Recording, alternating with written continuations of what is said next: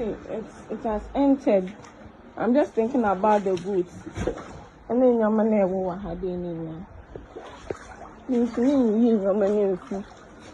Before me bag and him carry. Me from I won't find me call.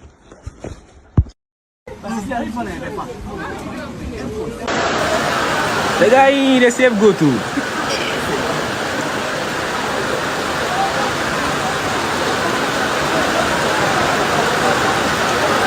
The good be enjoy. Yeah, give them princess treatment.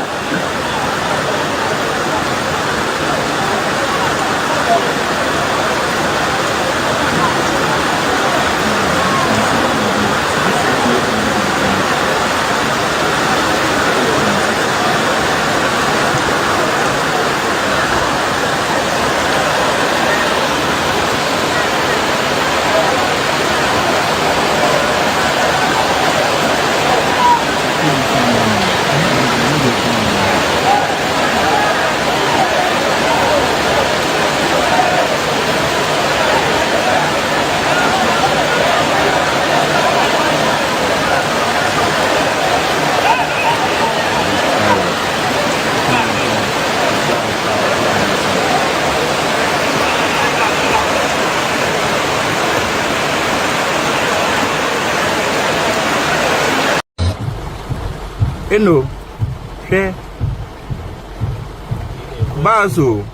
bas na akenzu ne nkofo ehwi akoko jina soro no enya asem ketwa wa ha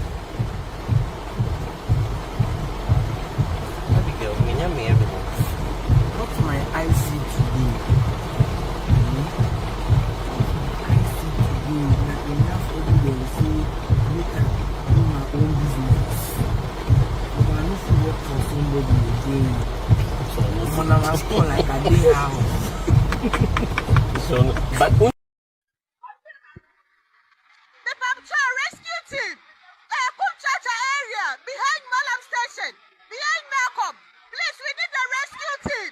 Please, we need an assistance for people are dying in their room. The whole place is flooded with water.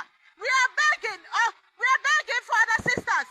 National Service, Fire Service, please, Kumchacha area. Behind the Malam station, Malcolm. That road, the whole place is flooded. The whole place is flooded. People's houses have been occupied by the rainwater, and it has entered their rooms. People are dying, children are dying. Please come and rescue, okay? Pregnant women are in the room. We are begging. We've climbed to a rooftop. Please, we need rescue team. We are begging. We are begging. A lot of children are here. We've rescued a lot of children. We are begging. We are begging. I'm being careful too. Thank you for looking up for me.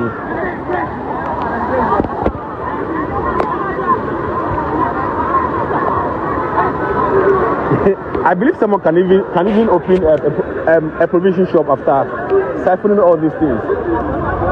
Cause see, they keep coming. I mean, look, just look at the far end.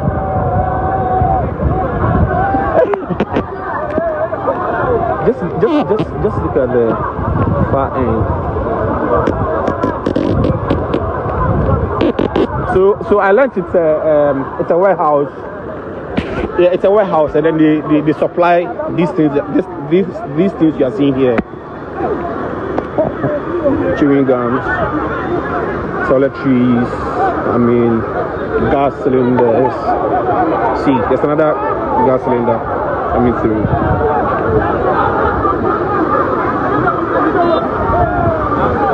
These guys are literally risking their lives.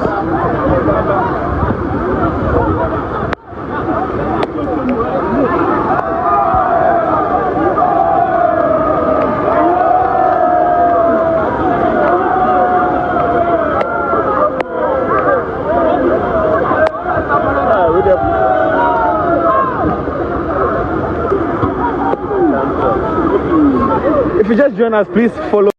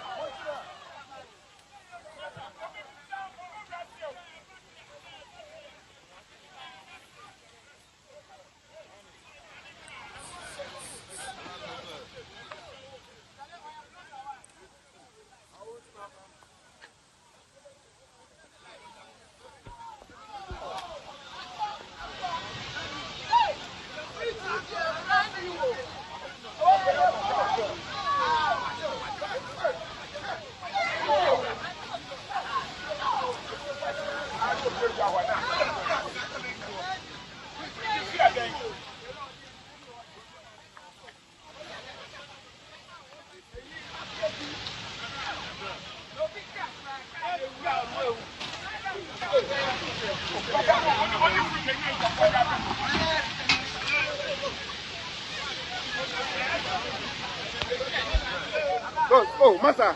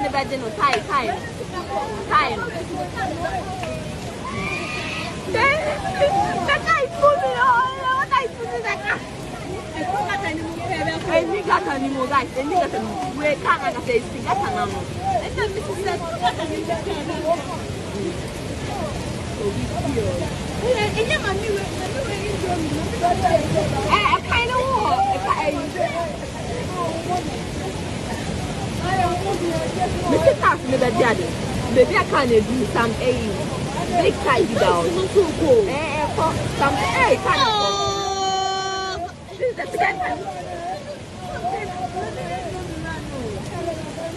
Oh, my brother. So sorry.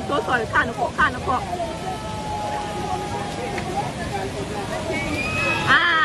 Bye. Hey, Miss Dada. Ne costume, question case after a ship.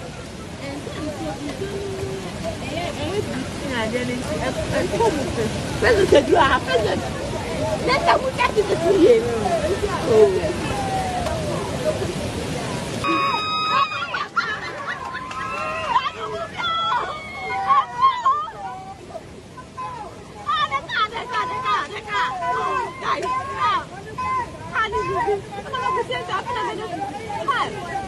If you are time, I want to plan that. If you don't pack up for tight in the bed, no time. That I put me on. I put it like I think I can anymore, guys. I think I can wear can and say, I can and then Mrs.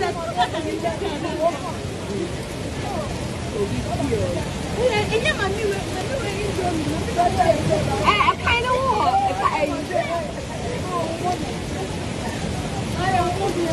Mr. Task me that daddy. Maybe I can do some big tidy down. For some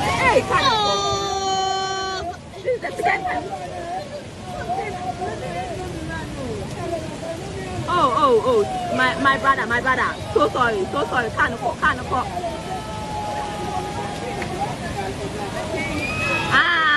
Bye.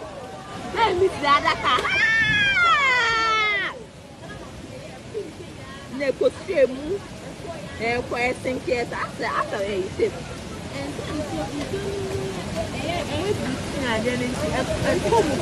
President, you are president. Let us get it to you.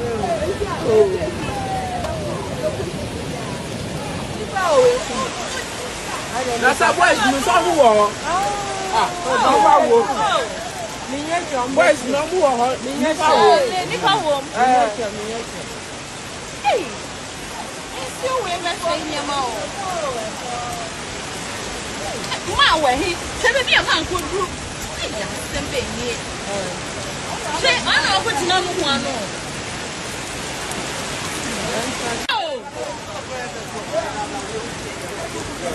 Hey, there ain't just somebody, eh? It's so challenging. This is what is going on at Chibota and Ogoshi. There ain't just taking people's kiosks. People are in the kiosks. It's killing people. Look at the rain. Look at the rain. This rain is just killing people. And this is going on live at Chibota and Ogoshi. There is a lot going here. Even the bridge here is breaking. The bridge here is breaking. And everybody's kiosk that is around here, the rain has taken the kiosk and people are in the kiosk. People's life are at stake right now. Yo, you know they come. You know they come.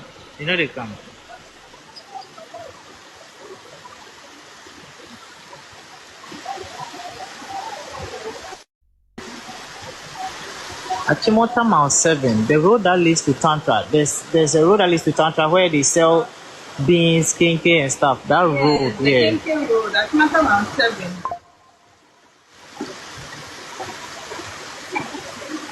Oh, Charlie. Oh. They break the roof so say they go fit enter. If they not do them so, that be the only way they go fit do this thing.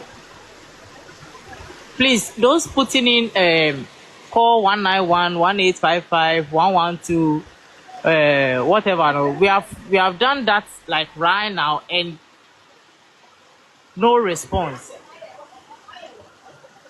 No response from any, like as in no answer from anybody.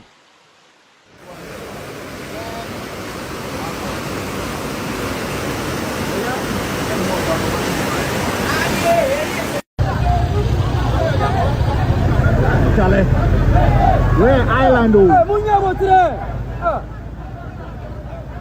Charlie, Ghana.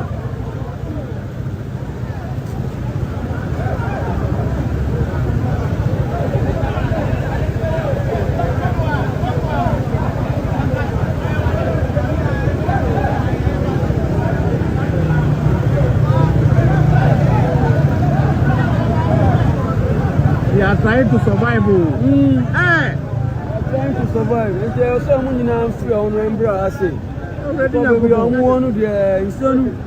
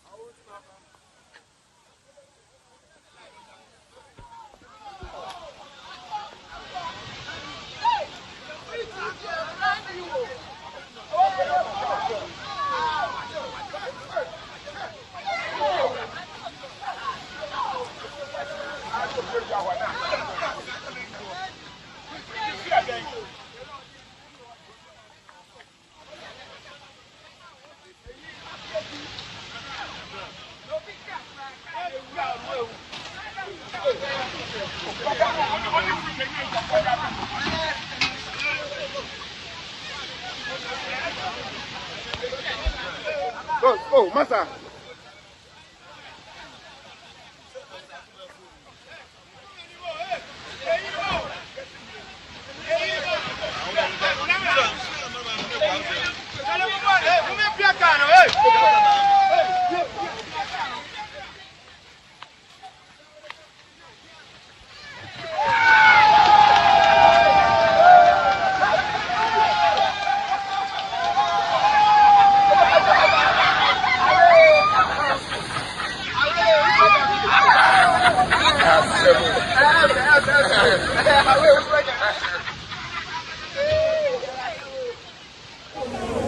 Madam, who's driving the side? I want to go. I had a water. As I thought, I go and choose them. I go to the side of the river.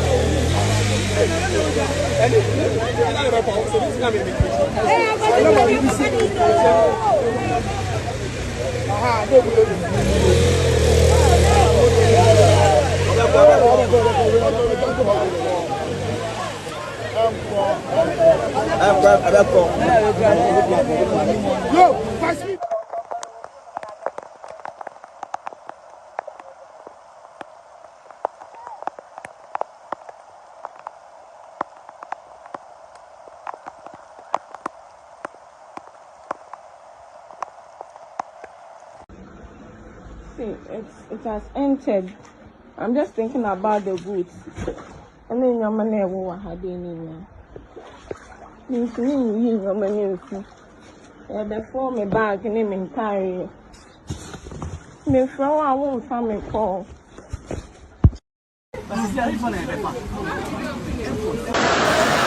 The guy in the safe go to.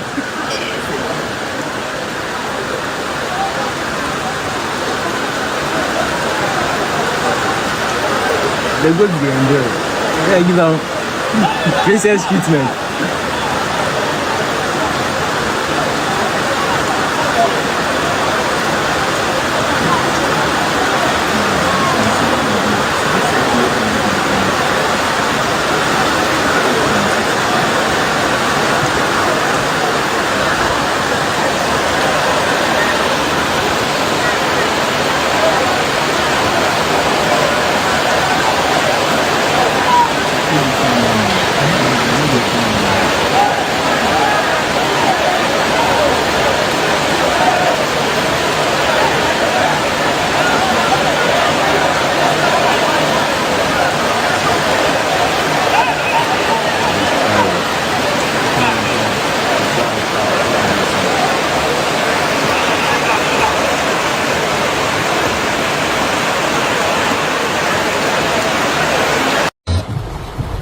Eno, she bas na akensu ne nkofo ehwi akoko gyina soro no enya asem ketwa wa ha Abigail, me evidence. What my eyes see today. I see today that enough evidence make up do my own business. But I need to work for somebody again. So I'm gonna call like a day house. So, but The Baptist Rescue Team, Kumchacha area, behind Malam Station, behind Malcolm. Please, we need a rescue team. Please, we need an assistance for people are dying in their room. The whole place is flooded with water. We are begging for an assistance. National Service, Fire Service, please, Kumchacha area, behind the Malam Station, Malcolm. The whole place is flooded.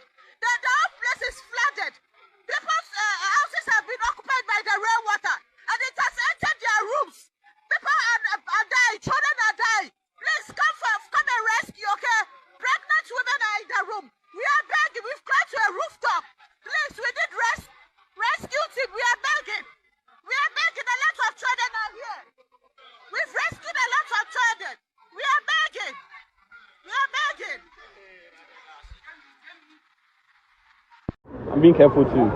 Thank you for looking up for me.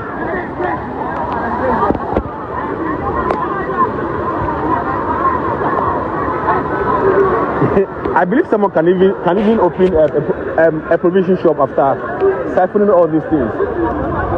Cause see, they keep coming. I mean, look, just look at the far end.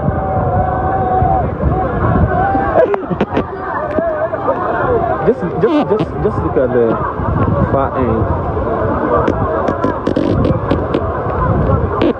So I learned it's a warehouse. Yeah, it's a warehouse, and then they supply these things. These things you are seeing here: chewing gums, toiletries. I mean, gas cylinders. See, there's another gas cylinder coming through.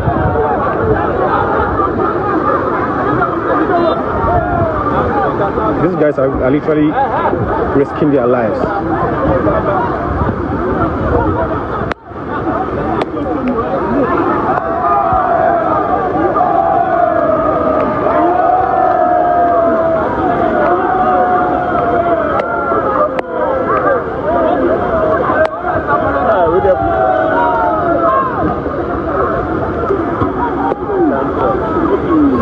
If you just join us, please follow.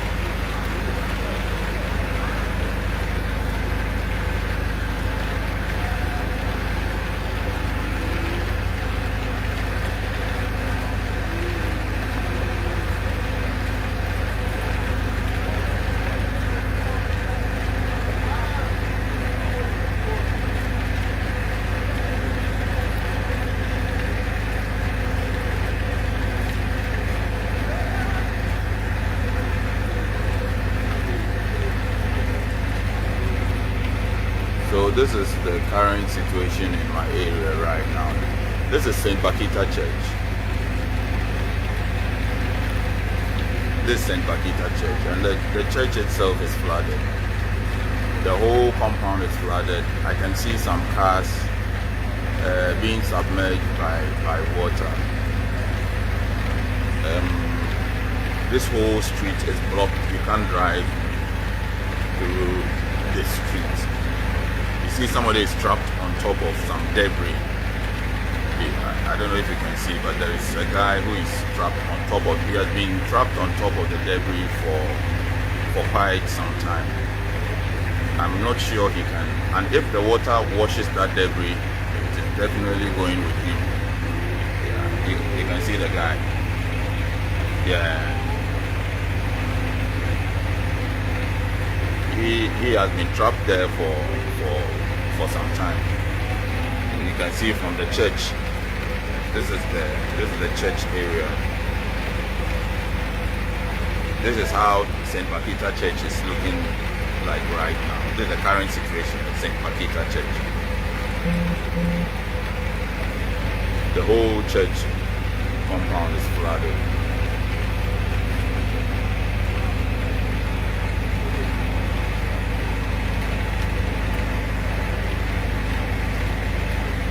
Yeah, and if this rain continues for an hour or two, all the houses down there by the storm drain will be submerged.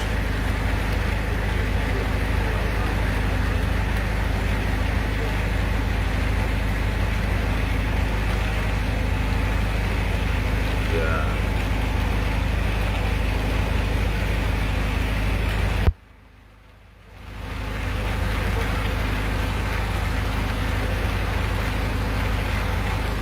See people coming out of the church. They are trying to get cars outside.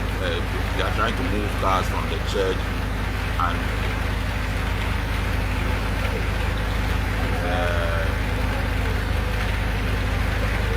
And looking at the radar,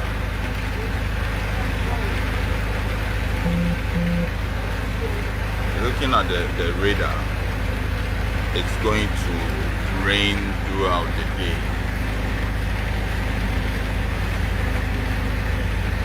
So the further you go, the deeper it gets. You see where the guy, this is the entrance to the church, and the further you go, the deeper it gets. The road to Blank Body is blocked. The road to Landmark Hospital is blocked. The road to Landmark Hospital is blocked. The road to 1920 Washing Bay is blocked. The road to how do you call it? Yeah, you see this person.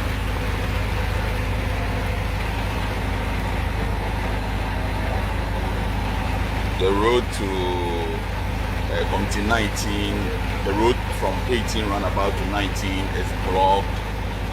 Everywhere is blocked. Everywhere is blocked.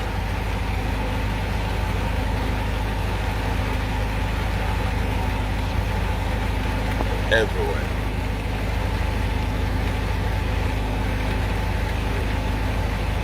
So, as we speak, we are currently living on an island because this has turned, our area has turned into an island. There is no way you can get out of this area. The whole area is surrounded by water. Yep, that's what it is. If you look at the church, if you look closely, this whole area has turned into a huge river. And this is behind the church, St. Bakita Church. You understand what I'm saying? Yeah. And more rains. This guy, I don't know how we are going to get, because nobody can go there. And he can't leave this place. This is the guy that I'm thinking about. So this small debris, this mold of sand is what is sustaining him. You know? Yeah.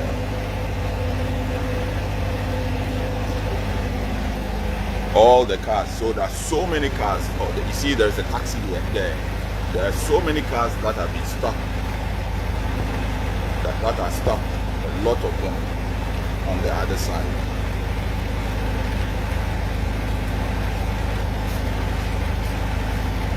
Yeah, so most of these houses here raised their entrances. So these ones on this area, it doesn't get flooded. You know, this area doesn't get flooded. All those on this side are very okay. This is Corpus Christi Senior High School area. This whole area is very okay. However, those on this side are severely affected. It's crazy. All these guys here.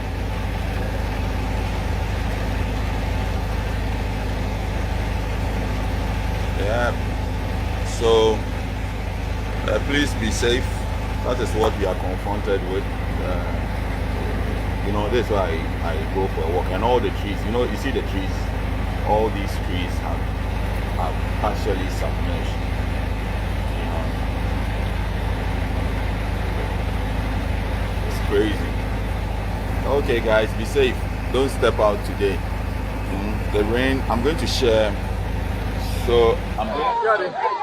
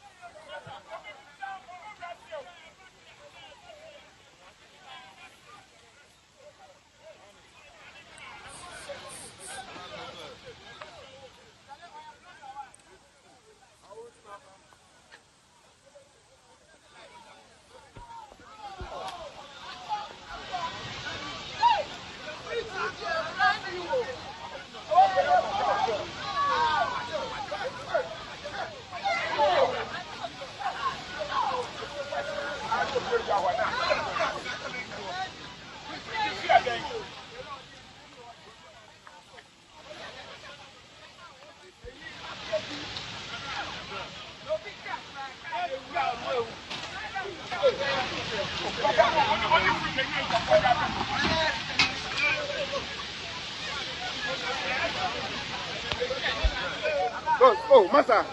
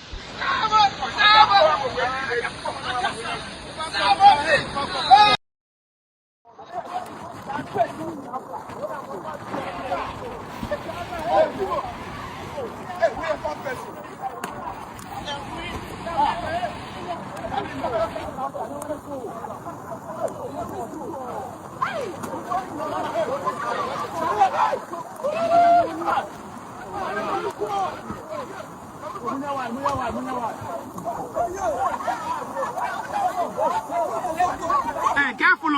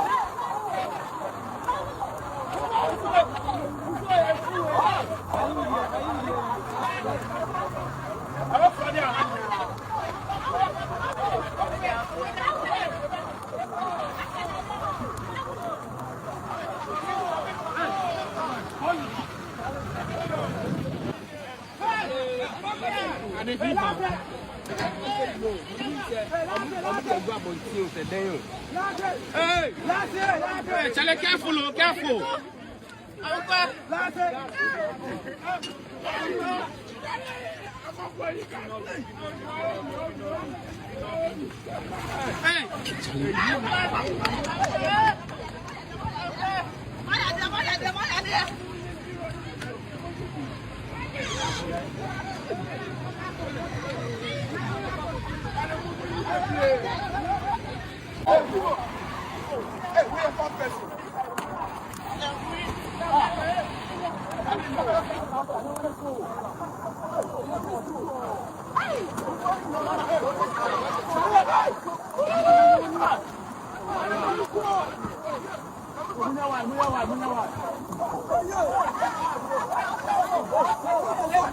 Hey, careful.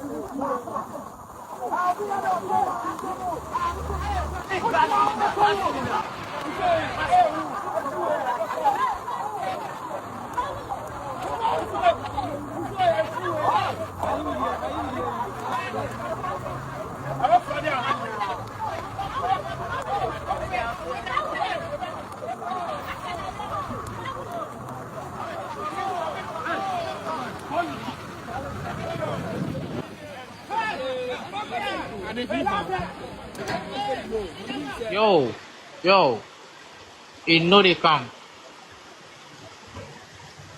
You know they come.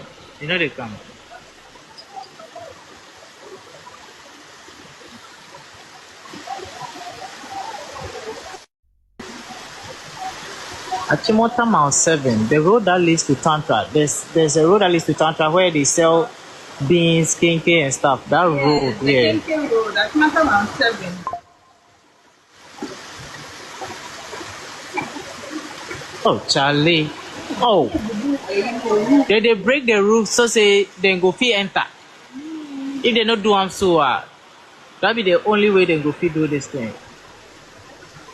Please, those putting in call 191, 1855, 112, whatever. No, we have done that like right now and no response.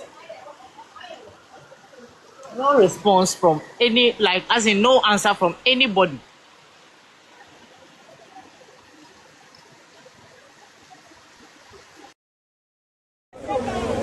Madam, who's going to start off with you?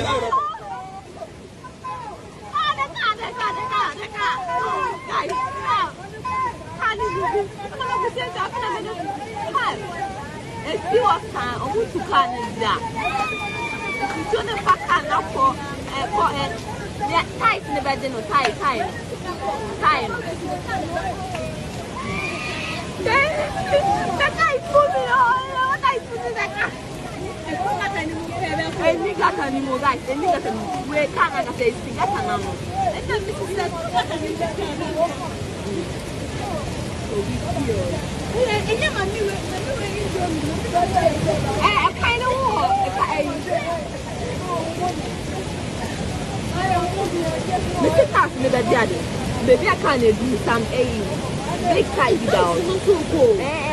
Some this is the second time. Oh, my brother. So sorry. Can't afford.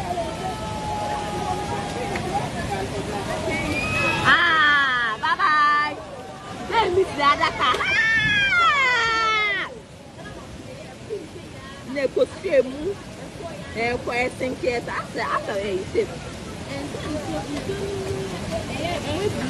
Rush Syrians, are you ready for your favorite Rush Hour show with the one and only El Supremo, the blogging Supremo, international Supremo, Supremo numero uno? Rush Syrians, are you ready for your favorite Rush Hour show with the one and only El Supremo, the blogging Supremo, international Supremo, Supremo numero uno? Rush Syrians, are you Yes,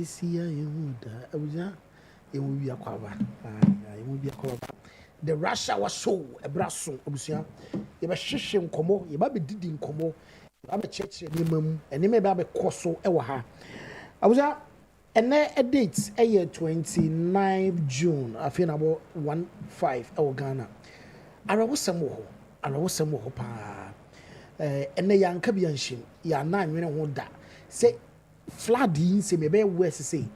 Some of us saw it from afar, but okay, and Kusiaga. Baby, I drew near terrible. You want to share videos in Abby. You didn't come. But answer no coming home. Name come come a year Emilia Bema. Asu-B. El Supremo. Asu-B. International Supremo.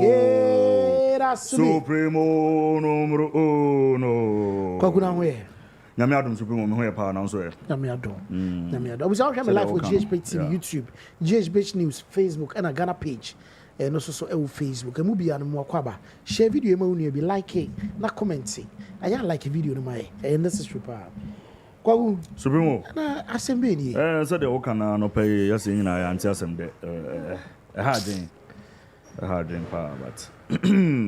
Kwa me fa de bi manager ma me fa bi mo na fa to so ma me sisia. But show pay attention ma me why na. Me fa de bi ma wo. Na fa to so na kwakun ready ma me. Yeah.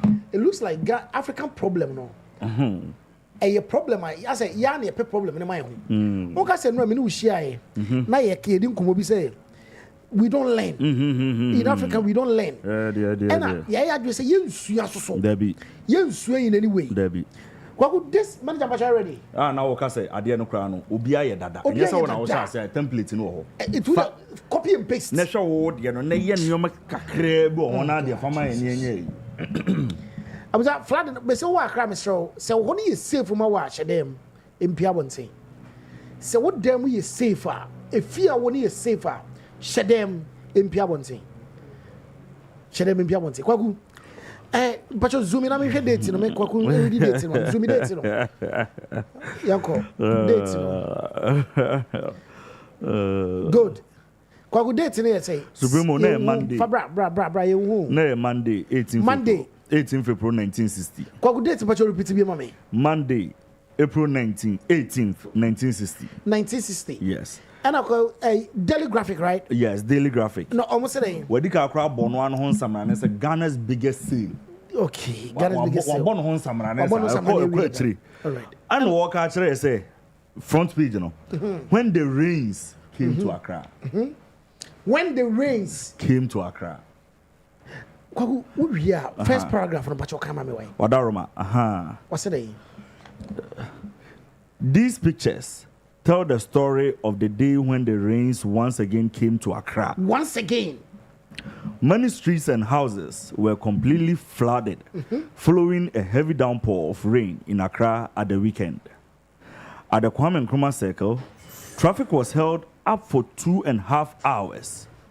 In the nearby houses, as seen in the left picture, women and buckets and pans to collect water from their flooded compound.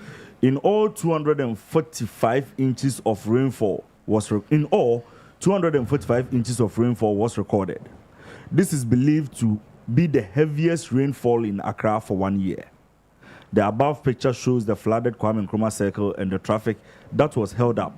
People had to wade knee deep. Me that's it. I was out where I can, you know.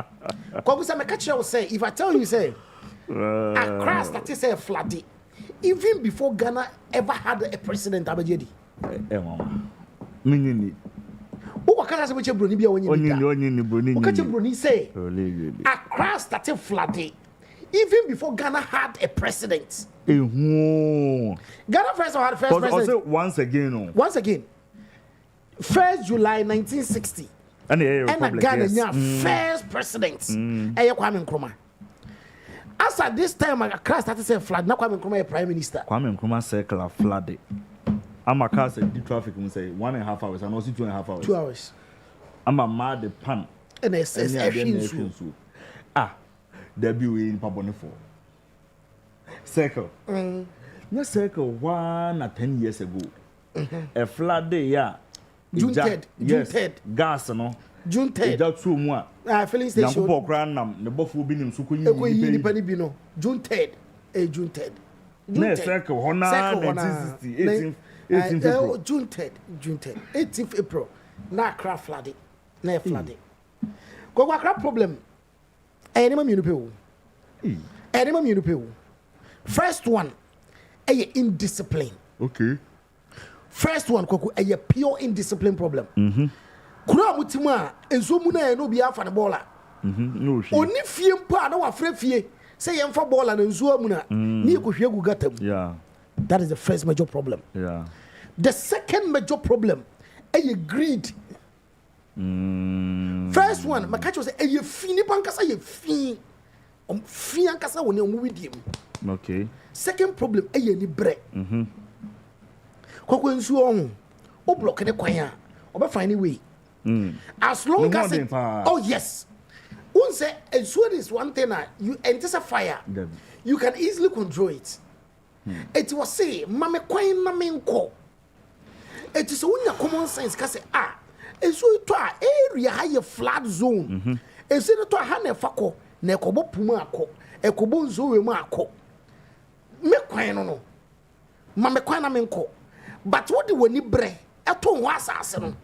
Ede mo bi besi dan a me de eye me kwan o etime dua fa so akọ se edan no so block me a de me ya ne se me for baby for fro and also so emwa so one mama baby me me for baby afa that is the second biggest problem and crime problem and one the third problem drainage system the government doesn't care about it. Yes, the government doesn't care. Adia Tima flooded from 1960 up to now. And that's flooding. A baby and serious. Yeah, problem is next year by this time we will still be talking about this. Yes. Next year by this time, I don't see us will be the coach bets. You know, I matter that. Young can Ghana new. Ghana Bruni be editor bets. Say next year you better discuss flood bill. Truly, the bets to the this is the situation we find ourselves as a country, as a people. Your problem ni. What your problem ni? Your problem ni. And baby, omuja kwa sisa no mane hu. Yes, warehouse. Yes, warehouse bi. And then so the chia faso. Ana omo na begina break. Ana omo sisa ne ma no. Nti aba de eyewe no. No hu se mrante bi nso deep freezer bi. Amo so if the freezer no. Na mo baby omuja no kwa hu etimbu. Kwa we STC bus baby e twenko. Next year we will discuss this. Ayalolo no hu ye. O mo bi na duru. Level na drama nkofo afiri magina. Ayalolo na pam yes. Ye frɛ emergency we nso a obi amfa. There's so more busy. There's another video I chanced on Supremo. So video no. Now we can insure some more can ejasem. A combine here. Ehupa. Ehupa. We are so day. And they are on a pay us barely an hour. Yes, it or dawn or rubber factory. Ejatum. Fire service person could do no. And a fire service in soon into Waka. And a police for no. A sunlight tin ewo nsuo nim said be ya omo betimi asoso omo anu ma ben situation ni kakra no ma hwe ha o mbefa so mbewe ni gya na ehye wo manim ana you know fire service we no so aka eno so ntimi ma ana police for no so gu nsuo ni na de ehun ne say wan hwe ikwa na unya electricity issues and electrical issues na say no na cause of fire enya tomu most likely say after investigation we will find out say one city na dike bus cause no yes nsuo kana enye a bit good soon be more and danger cause as a comfort too comfortable or money in the moon be in your ma and so into baby tea roll. I said before and when you say be a robber now and a found tea roll dear cause into other life in a tea roll one line pa and drew just say hey when and a music tissue near you. The situation we find ourselves as a country, no, ye leaders, no, last February, no, during November, October, November, December, Bastard boys, they kept telling us, Omo call a pass, Omo go clean up his size. Omo one do Omo pay to get a moon. Those boys have not been paid. No. Omo the petition my buying say, Munchaeka, ye got a son one credit and son and to top bread. Omo film. Yeah. Yeah, the contract in a command Zoom line. Yeah. Says the Zoom line come that's no yedma. It says Zoom. I think say we should look at that. Says Zoom line for us yedma. Because refi omo contract omo year so soon ya. Malik basintale mo. E ka say omo abaye no man. Ni nyina kan obi na fa yedru because this level no dey menya sure say ehun bi dawo. Basintale dey no. Se me kaya wan ka so omo abetu omo ka. Zoom line still working actively. With Ghana. Yes, with Ghana. Yes, all there on that source. Yes. Nananza una ma hu moku. Me hu ma chede. But I think Zoom Lion still has a contract though. Omo you need the ason. A song last year I think Zoom Lion contract didn't mean jamu. They're about. Didn't mean jamu. Maybe a renegotiation on how they pay their workers. Because I know we never contribute to the MU. Because Bastard boys, they be a contribute to the give the boys the contracts. Adia omo adu omo pemu omo aboto music awon de odwuma omo ye the boys want that kwaku omo ka che say the way things are going is to be duru ebe ye west all the gutters are choked unim say omo call la pass no mo ti gutter mu no yeah area of for say gutter be say yo abuja gutter ni jira won ma mimi jira mu a e duru mo pam say yeah ebeko omo ti gutter mu na area for because omo kro mu say gutter na ho omo nim da omo so mu say gutter na ho omunim dan kofo nam so normal ye do se gata dawo okay so but obi abetima kan bia na yes Zoom line yes yes okay all right so yeah Zoom line is still very active. What the company's long standing street sweeping contract with YEA reached its natural conclusion, they are fully operational and continue to provide waste management. Yes, so I think waste management, recycling, and environmental sanitation services across the nation. So are they doing it for themselves? So I think by the government. I think now no. Why they are not under why contract again? And it's our street muna even someone move paper. What him said now if you need their service. And then you pay them to do it. I think that is what they are trying to say. Because omo way yes recycling private as to say batons or can say but it's as rich its natural conclusion. That means someone why you contract in and an American one some tron. Okay, let's share Zoom line there, you know. That website now all right on. Zoom line says why your contract ended naturally. Graphic online. First one. The first one. The other two na first one. Yes. Because all right, okay. Zoom Lion says June 16, 2025. Yeah, intimate, yeah. 2025. 5 on. Yes. Okay. So Zoom Lion says why intimate country. You know. Zoom Lion says why your contract ended naturally, ready to bid under new sanitation model. As at that time, no. Okay. Yeah. Until a bit more just the first paragraph. Zoom Lion Ghana Limited has clarified that its contract with the YEA under the street sweeping program ended naturally in September 2024 and was not cancelled or terminated by the government because the politics. Cancel and all that. Your problem. We'll be having this conversation. Supremo, young can occur. A buy no buy, a binding year in fast sanitation issues. A binding year in fast sanitation issues. President Mahama, Adebakwe Maya Tomano, na sanitation issues can or address it. You no crowd, and yes, I know what Kratem will be because I'm a kind and I mean to many Bianca or address it, or Befaswa. Yes, or Bema flooding near DB Twitter. Okay. No, you are no free what. You said that I say or say Adio. And I know about them. Last year, Mr. Oko graphic online where Prince Beboa, not the Atoso website and I'm the man. Papa set a 7-member committee last year. Okay. Led by Standogbe. After that, so this was after Accra+Lady last year. And you say you have to, or say or they survey or one person once and for all. Standogbe on the net down. Yes. Yeah, the police for DCOP, deputy DCOP for any people shame. Na Nadmo for reps,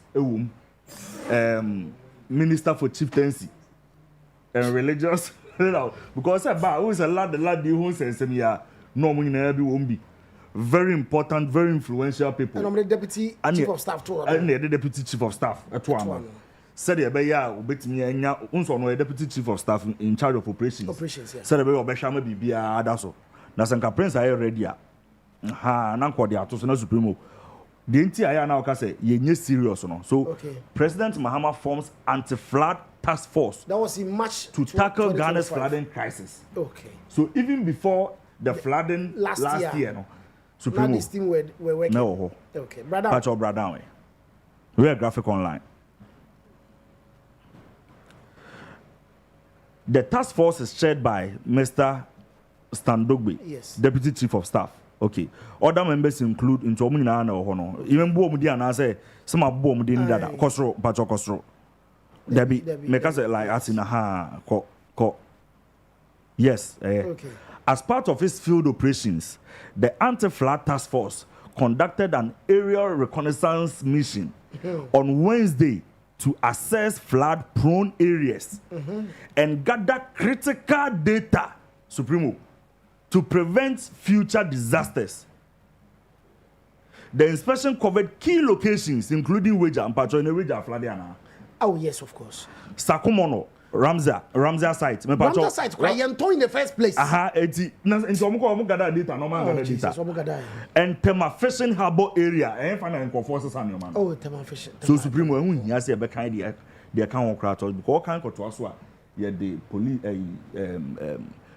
soldier for brigade for your mass seminar, but she must say almost almost use discipline. And they are deserted then in our room. na wuti kroma e supreme mpacho uhu say yakofa saa yenuanu mu bi ama omo bo ama ya say adwuma ni bo nkran for the past 1 year kwa me say Boston boys bet my adwuma no mfa mo so what the 1 year down the line committee na report be amre oh na ya catch them some gather data definitely the data no koye na absence say come hu bia na oh ya jat to them ya jat to them she brave over ya jat to them obi obejere allowance bi age obi akọ na nim supreme obi bia omo transfer omo charge by hour setting allowance by hour supreme ni e kan say no other regions no so emfantu onfo na zika kuma se sinka ha ba bi flood okay emfantu mu yes emfantu onfo to da abun so na me put run about to da santas run about baby nkiti bia won twen ansa wo kuma se wo sunyane wo tamale enne na aton kranfo se yo o chena bi ebetima to to regional minister mayor omunyina omunhwe bi so fa ahensan a anopenam ni hanki kan wansem udu atonsu na wo fra ahensan yo kwa atonsu on se ikese yem friend gata your friend sempu kese president Kofo na ye sana wo senka kumba bia ya kakra so bi sun eso chen ahatu hawo good sana be ya nsuru kuma na ye mamu to bola mu etinka ban bia ba anase yie bia na nke extend ne kakrama ne ko akira eni se ekoko duru ba bi ne ya anto aso a ochena bi problem beba no say sam Kofo no be extend ya akwa kodu no mo ho be kire wo mo te o se ya na ba bi de be kwa akobbo bia se so ni kwa be hwie gu mo so ano pay me tete say so weja dam so den so cry omo ye ready so mbebe weja dam no asa overflow se so na tororo overflow eti de ekosi zurimu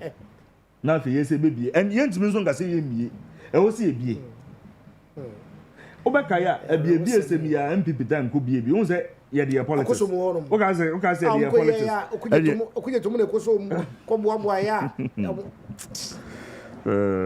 we have a problem so one thing is say back to the Zoom line issue say obi to say Manasi obey investigative journalism na why expose ebia remunerations no sikana yemfa momo ni nyina ayo but then as a country say ye di nkomo bi say ya wo say we bie ni na you who say the good part in anything. Zoom lawyer has always been there, but every year we see the flooding. Yes, minim say Zoom lawyer has been there for so many years. They be not flooding, but for the first time, and so yen feel your presence no. Supremo, you must say let's ask ourselves sincere questions. Are you worse and answer your worse? About 10 years ago, no one na second. Supremo minim. But this time around, and at the end, for the first time, Interior Minister, Prince Yeredia, minim so the better so. Interior Minister, catch and cry for some nephew. I want to. Yes, you won't free fear, men quite more. Oh, one quite me. Supremo, is that what? And no. And the Interior Minister say, free fear, the fear. So what free fear, not a wound ruya, but I want to ebea, what the fear, what wine. And baby, I want to see a safer as in the fear, mempie. For the first time. What's the American say? That bad. It's the American say. Yes, you been journalist bit to say Manasa Azurimo. Ama omo. It's my expose sound your manoma way. Yepa. But I was here sound so share the other side say conversation no question. Na you bit make Gina Zoom lion so show mo keten. Any omako agreement bi na yen as oman no. Ye beto sika bim ama omo so to work as sikam. And answer that because no matter how much you give it to Zoom Lion doesn't give it to the people. Supremo, and then sa so asem na America. Say one awutua ne ka say ono so ntua nkofo so you should be interested. Say sika no na nko ya ne nyina ye interested at any contract ye renew. Because of our mind interest in ye renew because if you scared them out, you are also not paying them what you are supposed to pay them. But why ye? Which is they said the district they can do the work. So why are they not doing it? Because we were told they say Omobe used to say district. Also the district that has sanitation offices. So they will employ within the district. So let's ask ourselves, say Adentina West. So is it lack of supervision? And I said they are West. And I say yeah politics. Yeah. Ni about say oh yeah Jumo you don't implement. And I say and your man about catching neighbor and some man who execute man. I don't want to believe say. So what the health sector? No more war mechanism here. Supremo and SMA yare na de bia am hospital ameko e Supremo hospital ɛhɔ na me foul ɛhɔ na me health history wo so nim sa enti bibia ni ɛhɔ na meko na so ɔkyena bi meko kɔsra manager ɛwɔ Samurai boy na sɛ me ho mfa me wɔ Samurai boy a na meko hospital a omode we bi ba ya system bi ba ya nanka Samurai boy fo bitima puli me history no no ma hwe no ma so kwaku de say mama na iso ta mama because your system na integrated ye ba ye sisi ye auditing say ye de say do minim they say sad ni ho biem oh but if it's integrated Supreme ye mfa eni ho biem ye mfa option fufuro bi am and that is exactly what I'm saying say zoom line or there no e free ho no wasan ke bia mranche ne maba wa bebi but at least say they were taking over yes mranche ne maba wa bebi pe adwuma ye how betima ye amana bro so government ne be acquire yi omo cars akese ye de twinwura de de betete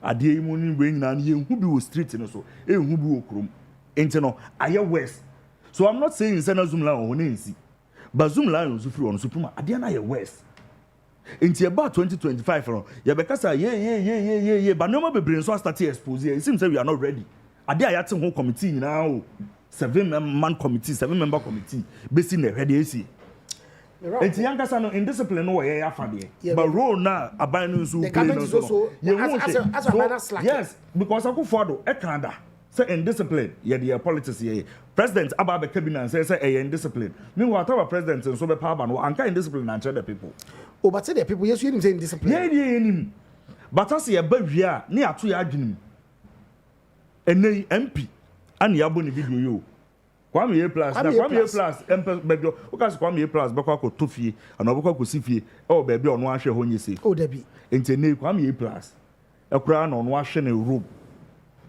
bo no kofi gina abrosan so a wode tototo okyerei na Kwame Fori a ote amama ole say ono no ono be yeden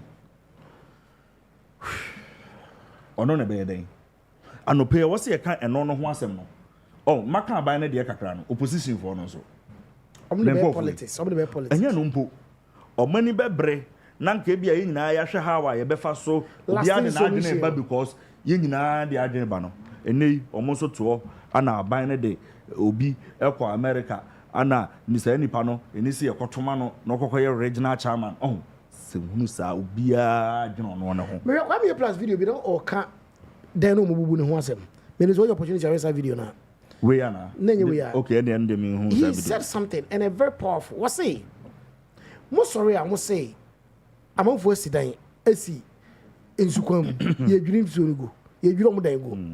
Meanwhile, some for no permits. I mean no permits. They all have issue permits. Assembly. They all have documents to show. One a drew a mobile geo tax. On to government them. Property rate. Much just any money in area. Name mom.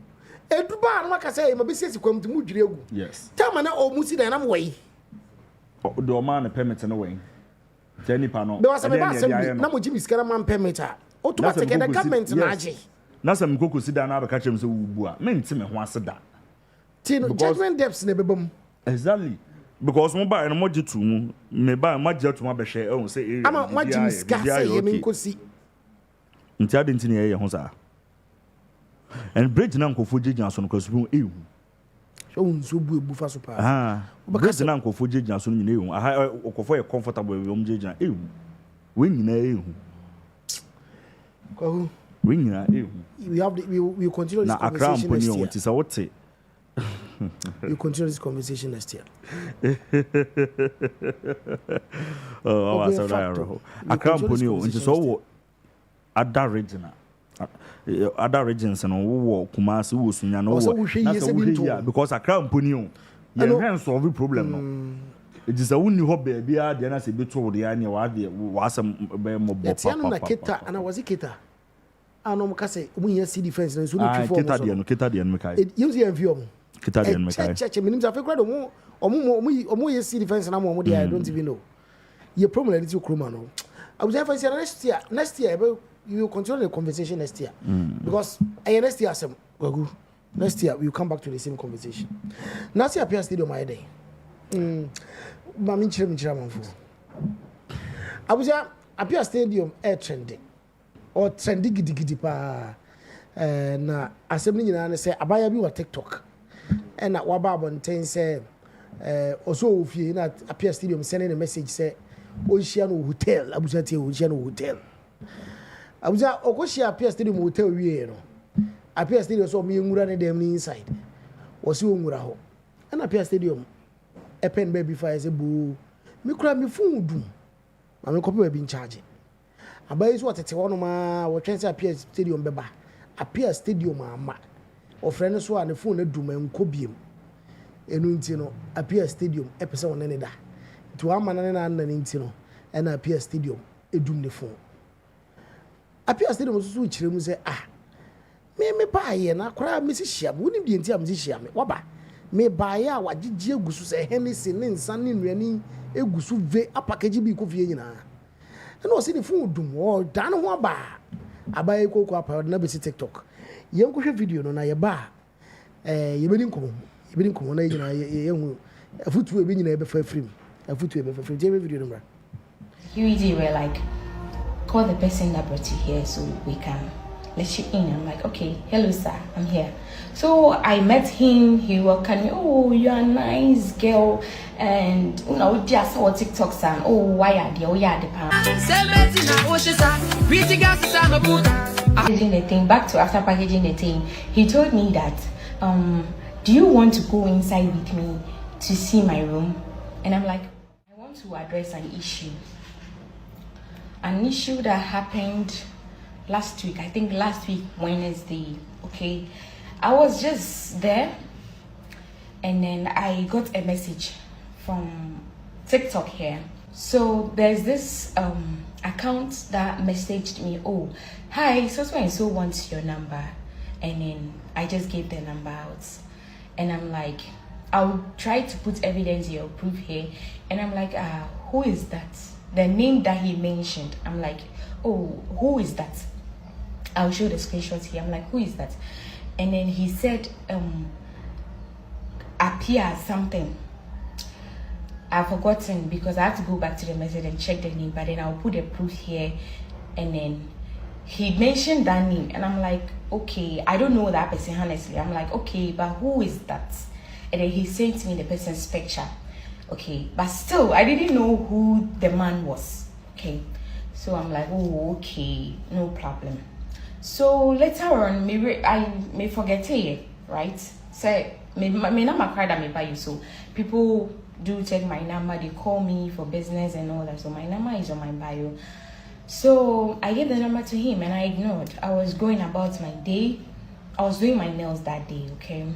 So I was just there and then a number called me that, oh, Oman Penny and then saying. And I'm like, oh, okay.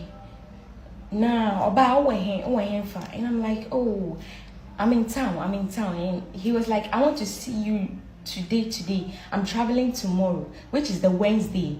I'm traveling on Thursday, that according to him. So I want to see you. And I'm like, okay, please, I'll call you back. All right. I was doing my nails, so I focused on my nails while I was thinking through like, what is going on? Why does this person want to see me? I was thinking a lot. I'm like, is it something they want to promote me? Is it a contract? Something. Me, I was thinking a positive way. I was having a positive mindset all this while. So I'm like, okay, let me call him back. And then I called him back and I'm like, oh, I'm the lady that he called.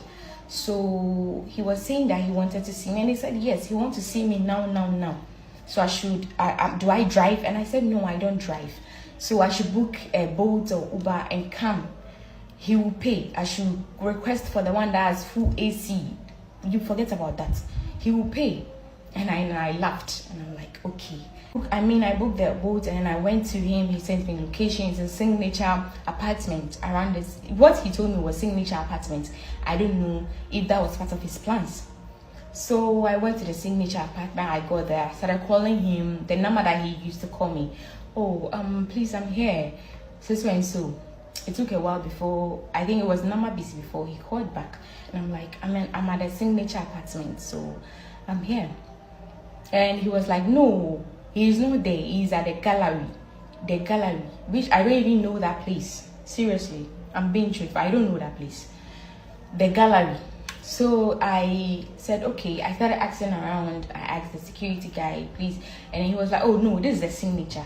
So the gallery is in front of you. You walk. By this time, the boat is gone because that's where I did the shoot too. That's not a problem. So the man directed me that I'll walk a little bit and then I should turn my right, and I'm like, oh, okay. So while I was going, I was asking for direction, and then they were directing me. I got to the place, and there was a security where like, call the person that brought you here so we can let you in. I'm like, okay, hello sir, I'm here. So I met him. He welcomed me. Oh, you're a nice girl, and you know, just saw TikTok son. Oh, why are they? Oh yeah, the pan. Oh yeah, the pan. I'm like, okay, thank you sir. So yeah, we went to one of the sitting place, and he asked me to order whatever I want to eat, and then he will pay. And frankly speaking, I had already eaten, so I just went in for some wraps. Sandwich. Yeah, I went in for some sandwich and some coconut drink.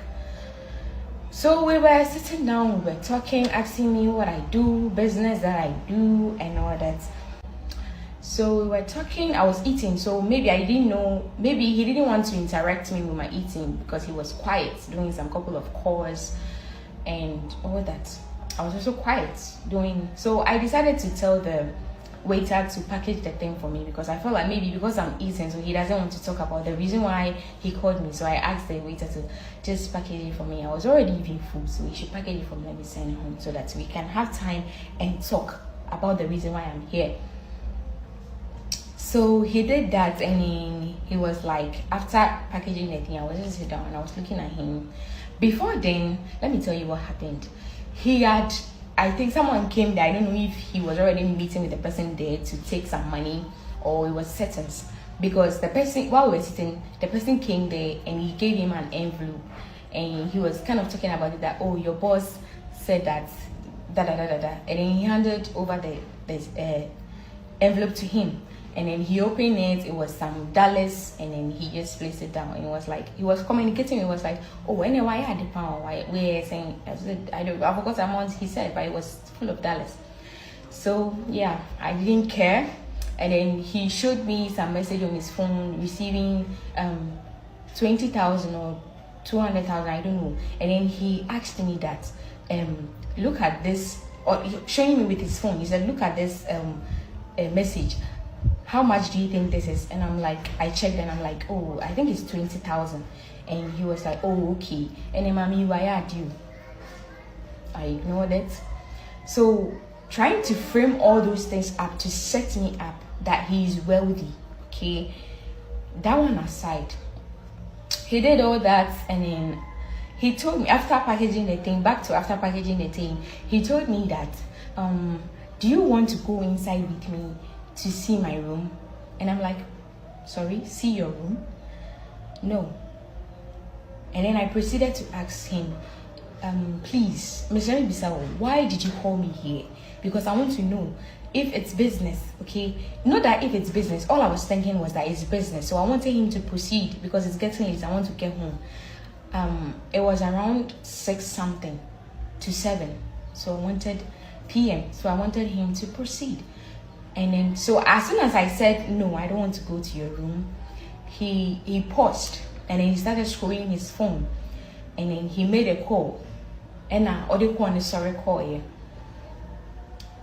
And I saw that this is a sign. As soon as sorry call, I know that no, he was not happy about what I said, that I wouldn't go with him to his room. So I just give him the benefit of the doubt. I was still sitting down, waiting for him to return from his call. He never returned. I waited for almost 15 minutes.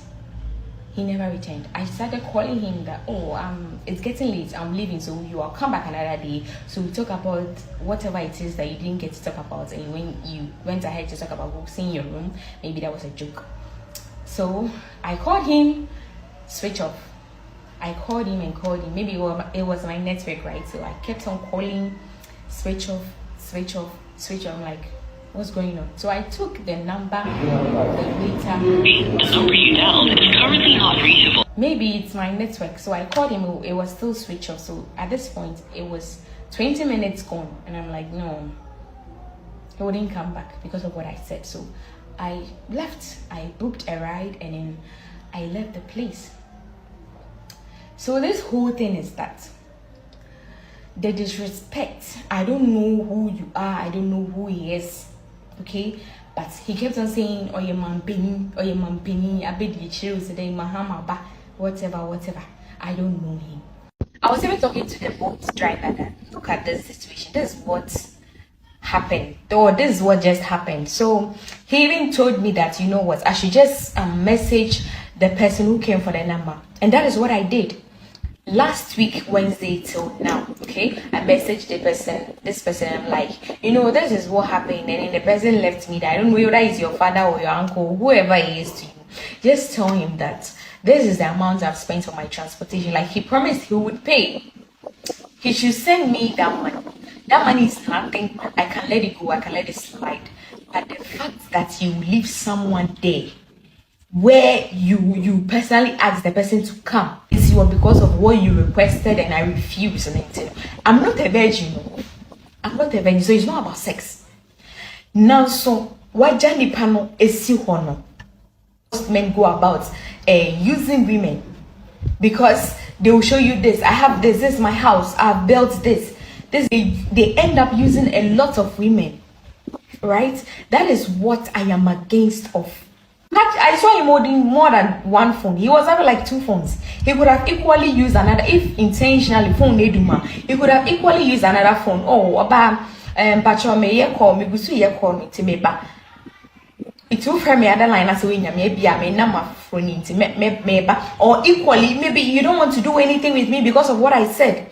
Equally, just put some money on the table. Use this for transportation. I'll talk to you later. Then we would have forgotten about everything. But for you to leave me there, imagine if it was to be someone who does not know their way out. And I said, oh, needs car, the car.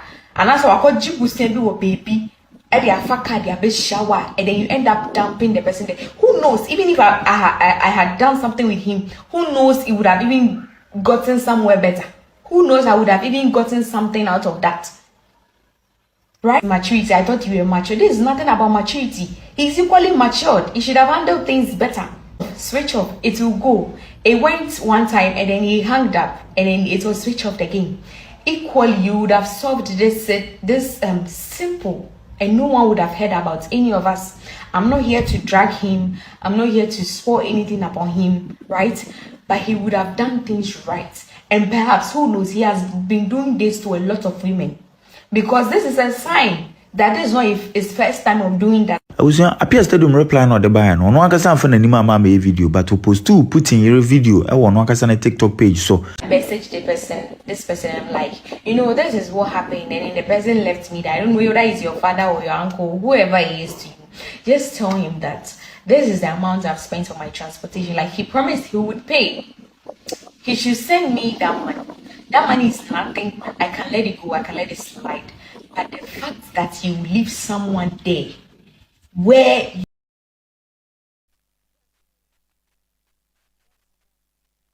no better social media. No be good penny be atem na yin na so. Oh, papa wa anya de papa no ya de pa. Appiah Stadium wa ya de pa. Appiah Stadium be obi anya mi chira pa. Sansem phone na abaya bi be sori na wo de penyi bi abetena social media na ye nyina ye kososo ne so iya ne papa ya anya de papa wa jama wa bibi jiji abaya no minni ba bi ofri ba bibi jiji no koku e bi woni tirim so panyini of test wo se hia no de de kai wo se wonnim ni pakro test wo se be hia no wonnim ni dinidi kura wo hu bo koku panyini ne ba na wonnim reason ti oba no now the camera is in so yeah man.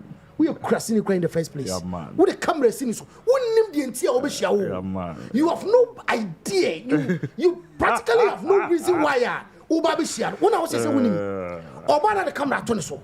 Hey, channel. Kwakwan so. Obetina won't see another camera to show. Again, again, maybe Sugo the Timana. What are 2 Appiah Stadium show? Hey, Appiah Stadium show. One name the entire Appiah Stadium. One name the inviting. You have no idea why it was a brand. Or ban the camera to so. Who reason anything? Just a old trapuna. Just who say where you appear stadium say you nem panyfo na nam. It would di kan atrapo no before cry and sana. What be see the into ofre wa na. Nyame na gitwaje Appiah Stadium. Because Appiah Stadium you mistake the game you would the man ko be catch so repu no. Ko be catch so repu no. Nyame pa na man the phone. Kwa say me no what you din ko. Okay, me say be twen me. According to Appiah Stadium me say be twen me. Me ba ya what did you so? Achichiri bi de koma ba ofie. No one of us.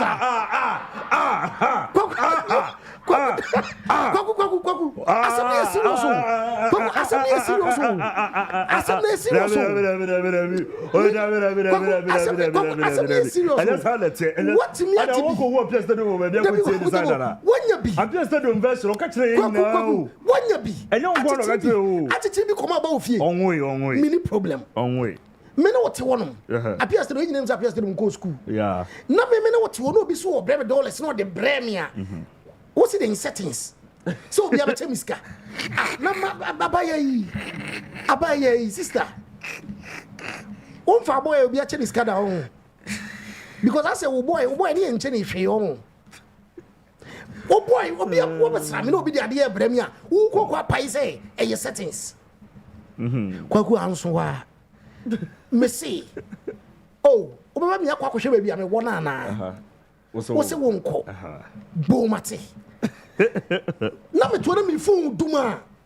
Etika dabi o me ko baby charge ana. Dabi mi phone. Dan na say mi phone duma yere. Wa gazana Appiah Stadium phone Nyame na Appiah Stadium ya call. About sorry. Dabi say me ko mi phone dum na me ko charge aba. Me ko charge mi phone aba. We nyame na charge Appiah Stadium. So ne Appiah Stadium bura dem a e ko the rape beto ne so. Because the mere fact say penyina invite you. Or nam kwaso be sia o de camera ato ne so no. E che say we already know. Na person trap no. That is what it means. Say na person trap no in the first place. Nyame na kasa cha Appiah Stadium say sorry dwane. Sorry ne dwane say ye ka che Joseph say oni on so no for Yesu dwane no. Nyame na kasa go Appiah say dwane. Na de eba no ano wodin. Waduane na be di ye na chichiri bi koma wo ba ni nyina no matuaka. Enti uba 20 cedi no nti no okay. Bema ka che o say obese oni wuhia. Na be hia me hotel a wo adwo say di nti na ko hia no hotel. What you must sorry kwa kushia bema hotel. Every year be catch me say minim di ntia no so wonhia me hotel. Another mujin say enkra okroma na. Adim go asere do yes. Would you can say Appiah Stadium akwa pa ba ya bi no akwa ba ya bi na den de mame Appiah Stadium kan che so pew. O ka bibi za gwagu. Dabi. O ka sa Appiah Stadium so pe no. Dabi. Ye nya nim guase hunu no. Za tetebre na abaya bi asore a me du be ko social media me gu anim ase me du be ko social media no na mam be huna mema e kaseti aba ma na twam.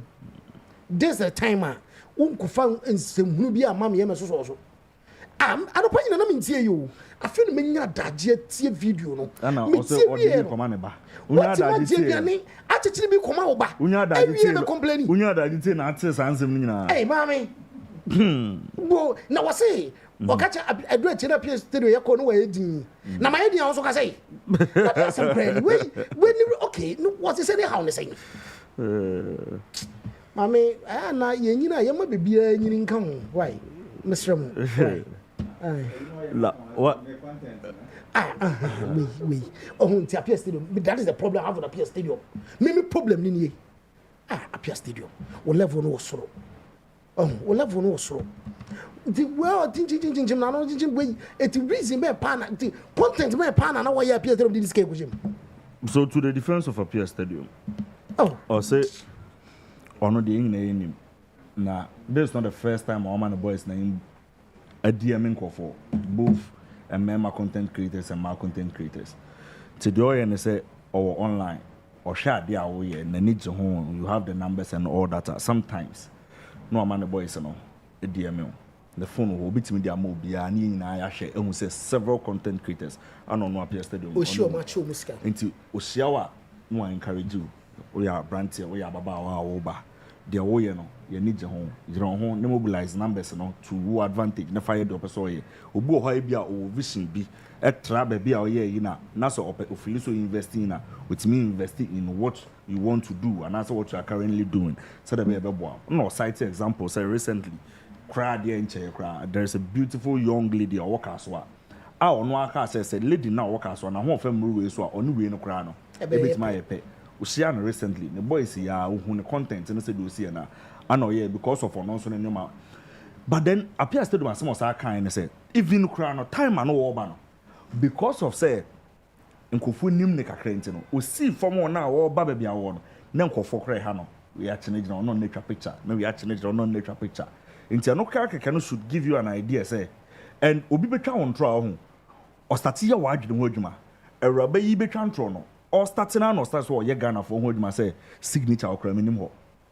e no ko bi o send you Uber but don't mean can't choose onim ho abaya so popular onim wa obetima ka chere say won ko ho da so what I say I say super bi amaka chere say men call Lancaster da but no just me nim be Lancaster one na me twam ho very good no person me hu say onima de krokra onim obi just nim say wo ye ba bi a wo da enti no or build up no program ya de twa ye ntra kire ya ma ye na ya boy ensem dikete ma me odem akosia no say na de ye je uraba ba kwa wa ya de ohwe ye no ana opeso o kire say o so ye president then appear there as onim din no me wa so kasa kwa kire fe na din ya say wo bo nipa wo si onim no ana wasi din no so kwa kosia no okosia no because ono na dwene mo no appear be man contract wo de na nipa onim no okay onim no en na nim so obeto contract nipa do nim no e don say na me say o program ya dey say o be tran truck e say that tray what I say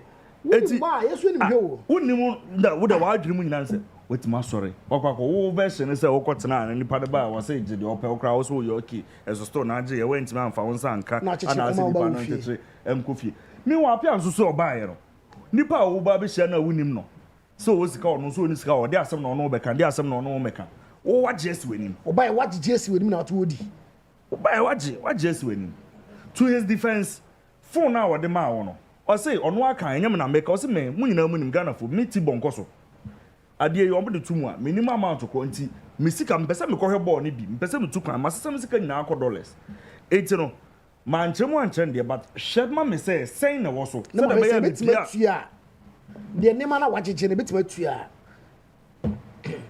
kwa gudum de esiye undum esiye na ge ne pese Appiah Stadium de na no fa no ena se boys na ba no so no o se da bia hanki mu ka kire wa kire o time no dey o mame yanko menko yo mame mepel mempel yo mame daho men daho yo mame pim mimpini yo adaje ni ho eti no pese Appiah Stadium na no fa no e krokro no eye no ye nwura dem me yo say na Appiah Stadium so Charlie time no dey open tem eti o ka ze no so sorry call no baby you know okay and then so na manager on the apology we aba what a chop aba so a patch obe patch so no any so a mistake yeah so free another angle say genuinely when you say the all can no credit when you say bia na Appiah Stadium person take advantage of her and or the bad or they don't make sense genuinely or known from the part okay if they are not adwene mu no who say she has done nothing wrong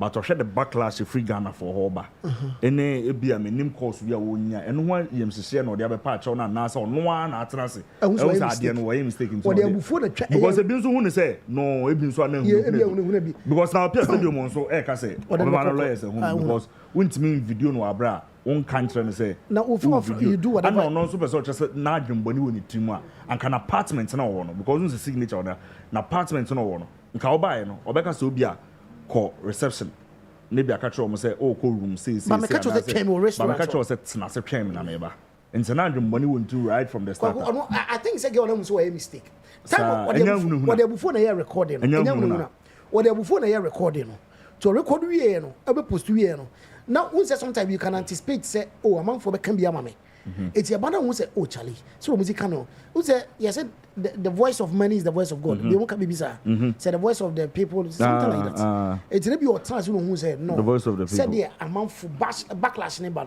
it means I made a mistake somewhere a bit to me but so this is the apology before I be apology so manager before I be apology so the truth of the matter say adi we yado so kokwe yado so dia my man sa suban we yado so na say be 3 months be 3 months ago me be hu yeah mame yenko dina yeah ye could din had come to him see so secretly record me. Ye did you buy an abetra sena so na G fufu ne tilapia and yes point be 3 guso.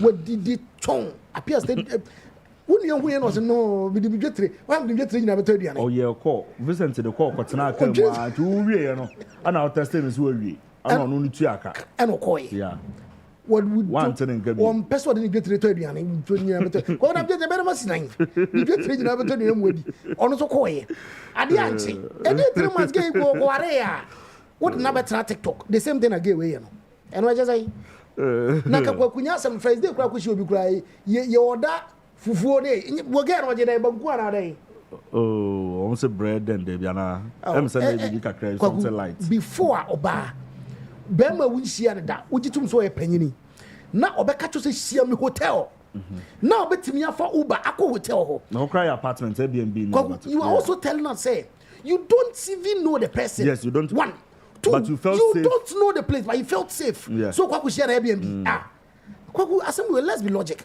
okoye an expectation in zank agenda no de koye in as much as Appiah kwa even say Appiah Stadium was one agenda no get on so one agenda de koye kwaku catch on that say be share me hotel the restaurant be we be say Airbnb no be share because now me say bisa say why would she even go to the extent of still explaining to an Uber driver said you can say no cray nothing still now but try even after she left there or better try say or friend say on one the car say or ba na ya on fa Uber man we betuaka even though sika na nyɛ sika bi ade but or say friends and confirm no aka change some friends can say like oh kwaku jano enye fine but supreme Appiah Stadium afro what ten catch me ten catch unko disco oh debi kwaku no credit dey to dey no credit oh yeah sure so unko disco kwaku ye no credit to dey oh debi kwaku ultimate metra no unko disco Appiah Stadium ho e metra say me ye damage control e mfa ma Appiah Stadium we need to say there so what Appiah Stadium na when the last time Appiah Stadium when was the last time ya call obo for ma me yie no and me hu Appiah Stadium that was the last no ne me kwa hu no me want to be friend me say offer no ne na apprentice kwame who's a fulfilling job no one an apprentice and because that position kwame paji ai on the problem is this girl no went there with an agenda say appears to the agenda and call the same agenda and what is you bold so can be so what's here say it means that this is not the first time I was yes sir it also means it also means that this is not the first time I was random say be our boy boy no so also no so agent call say this is not the first time I was a random person be a head of the hotel be a wedding at yako but supremo Nana Kwame say Rash, if Appiah Stadium has bribed you to make damage control. No. Appiah Stadium. Or say, please take it back. But what the allow the member VIP. Then he said VIP. Another kind of move back. What's your more second one? Oh, but you're fine. Come here, apology, wasn't it? So the lady has come out to apologize. Okay. Public apology. Okay. And we no cry send to the public momo. To the public, yeah. And it includes Appiah Stadium. Well, I don't know. You're reading right. Okay. I would like to sincerely apologize to the public, my followers, and everyone who was offended or disappointed by a video I recently posted. Okay. 81, the public, the followers, and it will be a video posted to you. Expectation upon reflection, I realized that the content of the video was inappropriate and may have caused misunderstanding, discomfort, or disrespect. As a result, I have taken the video down and accept full responsibility for my actions. I deeply regret posting the video, and I extend my heartfelt apologies to anyone who may have been affected by it. It was never my intention to disrespect anyone, any individual, institution, or member of the public. Appiah Stadium. No, I'm sorry. I also include Appiah Stadium. And also to Appiah Stadium. You are not trap Appiah Stadium. No, trap Appiah Stadium because me. What's it the entire Obabisham talking some contract? Oh, Nancy about video. Me, but Rebecca will not come to see me so. Metenas now they are two, what they come and ask from, and they are two me show. It's got table, no society, and they are two me so. There be who agenda. You had an agenda. And now buy and so no. Me by chairman, we buy what Jebu so. tima jejeje nsane club ye gu table so awia package bi di coffee. They say there is a gap in the story.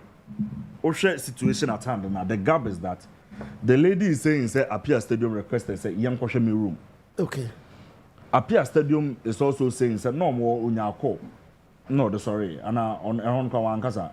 But Anna laid down the case unyako no the sorry. Now Appiah Stadium in addressing everything, one addressing the parts and that leading no. Allegedly, Eka so or say Omyango Sheni room no. Okay. But the Appiah Stadium can write from an narration and say, Senadrim Boni will trimu pa. Eka, what am I see in the first place? And Kameka say, come to my room. Obaba, o manako. Yes. But now me mum na person stand down baby shia. Say the be open space. Into me cassette na watch me ba. Yeah, no, on your careful. The case between the case between Appiah Stadium. Get a friend. The case between Siame, Michael, please, I want to talk to you. Okay, I want to talk to you. Michael said that. Michael said, I just wish I would. Oh, I said, Michael Koya. W one year, Michael Koya. There was one mama this hour. Supremo, who's and then put your microphone. Who's this one? Uncle Michael Koya. Michael. This guy see the okay, so I say yes. Where difference? Difference in woman. Supremo, Uncle Michael Koya. Difference in a woman. Because Supremo, Michael. Difference in a woman. Michael Uncle put the other year to Kruma. Difference in a woman. Michael Uncle. Difference in a woman and say, now Michael, the can Yvonne that Michael Ditum. 1 year, no. Michael Ditum. And I was here saying, Debbie, sister, and proposal and buy. Osha book with him. Now, Michael's side of the story or rapping him now. Or Mummy, sister, and the proposal and buy say, yeah, sister, the proposal, but say, because me who me future, yes, me carry no me what driving me the clinic? What Michael say? Yam ko hu supremo yam doctor. Go doctor. Sister say. Satana wa kapra say. What tata mo kapra? What me kwabese? What me kwabese stock? What me pani house? Because you go hu supremo. And sister say. Dabi. Me now for no ma de panom. Enso nim prince o nti enko. Like omo de me ko. Ana odo ko ye. Etu odo ko ye na afru ono kra. Okra wan from Michael biem. Dabi na so de me ko see me no wan si obiem. Ah na Michael wo giga no to wo twel. Enye bia no so ka chen sent me phone duma me nkonko charge me phone. Me take na me tie o. Esa ma o kan na me tie. Esa ma o kan na me tie primo. What no gig na. No gig. Angela catch Michael gig. Angela catch Michael say atomo. Entima mo nkobo so no. Okay, kobo e so e. So kobo ba e so ba twi. Ah, wo friend bi mo watch na di. Wo ba no watch na di. Watch na di. Watch Michael. After the Michael says say ba o say Michael, I was still traumatized. I want to meet you. And I was say, hey, me. You share o peace space. Send out the trouble. Mr. Michael share was I die now no so share you la. Can they? Cuz I'm a patria ba. Mr. Michael say o beti share na. O mo pe wo ayi bi a dipa gu o ve no. O mi nu gwa metra sin ni ko. So the camera be see so cry ni ko. Depends on why you be here. What's boss back up? Boss back up say, hey, in fact, GhPage has helped a lot of people. This apology is all AI scripted. Oh, that's what I'm a patch of. But no credit. Say do see here. What's in China washa?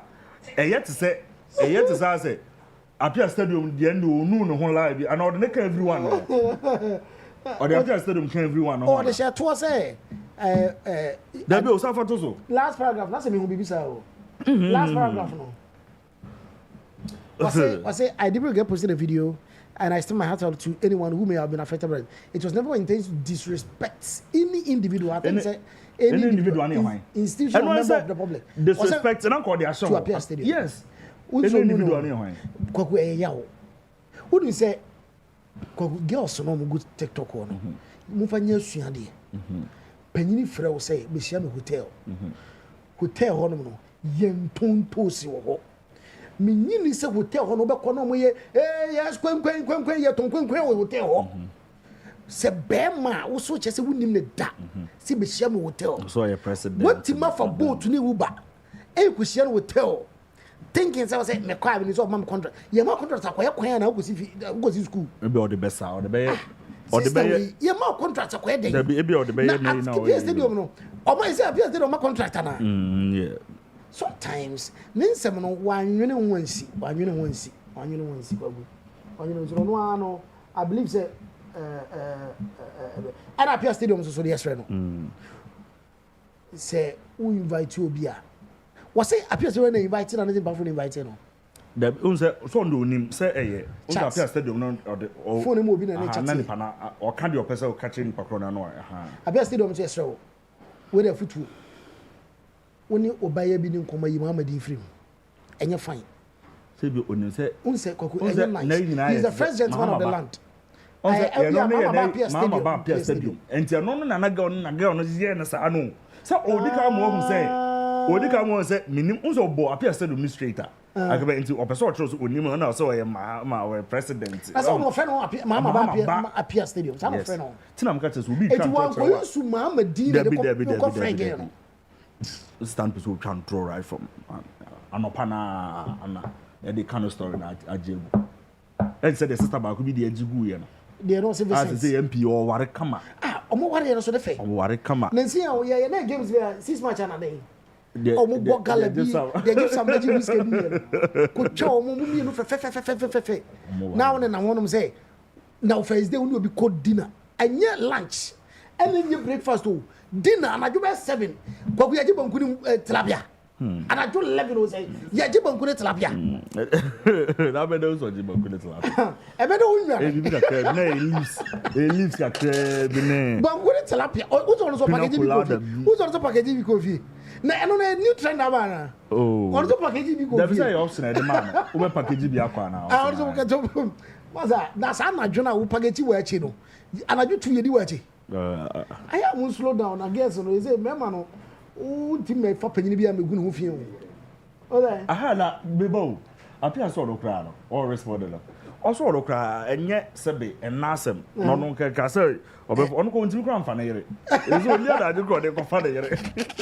Na yere ko ntimi ne na. David.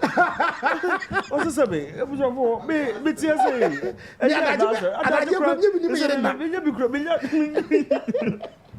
so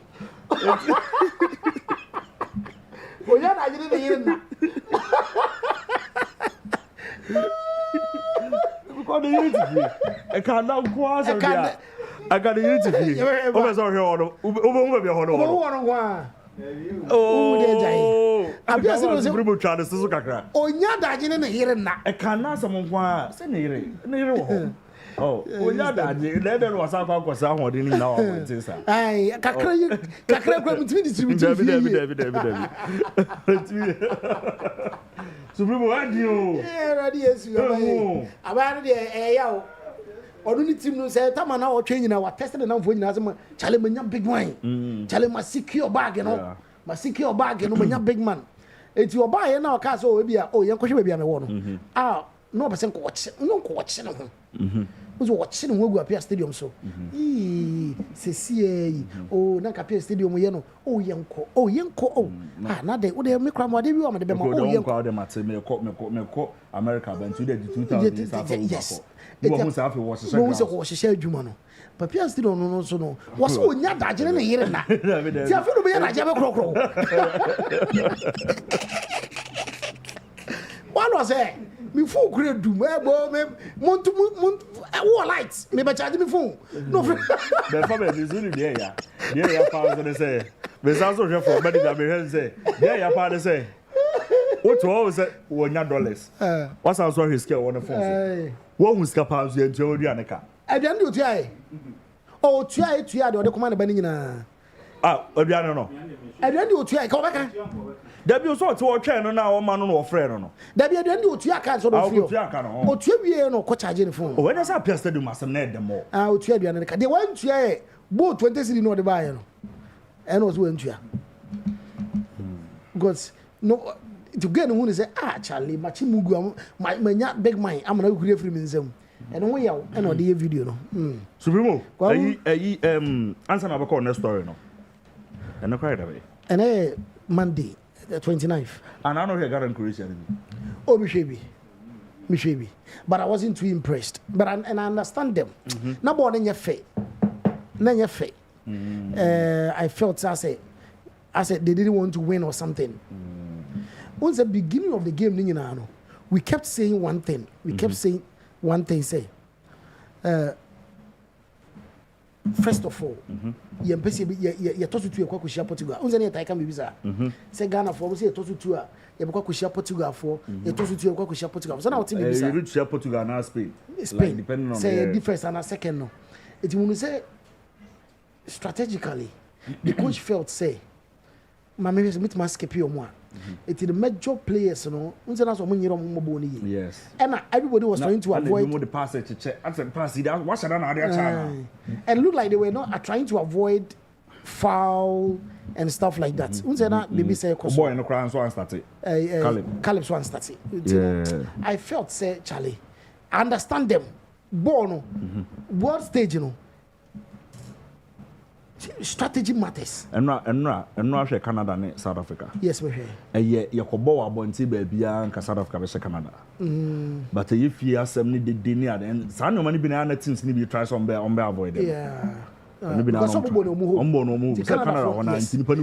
and then again, I understand say Senka thought you're not third position now. Give a Canada. And you see a Pate Mobi. Pate so no show in England. Oh, yes. We need him. Supremo, me perceive say we see analysis and I say analyze the game. Is the woman manager any wo? Because the first time we saw boss say boss was so serious. No, but I say now I started from Champions League, you know. So that now we see the PSG for now we say one national teams now. Yeah, I like the fact. Supremo me say the walk over before from. Prophet Telvin. Oh. The catalyst man. That's a catalyst can say 1-0.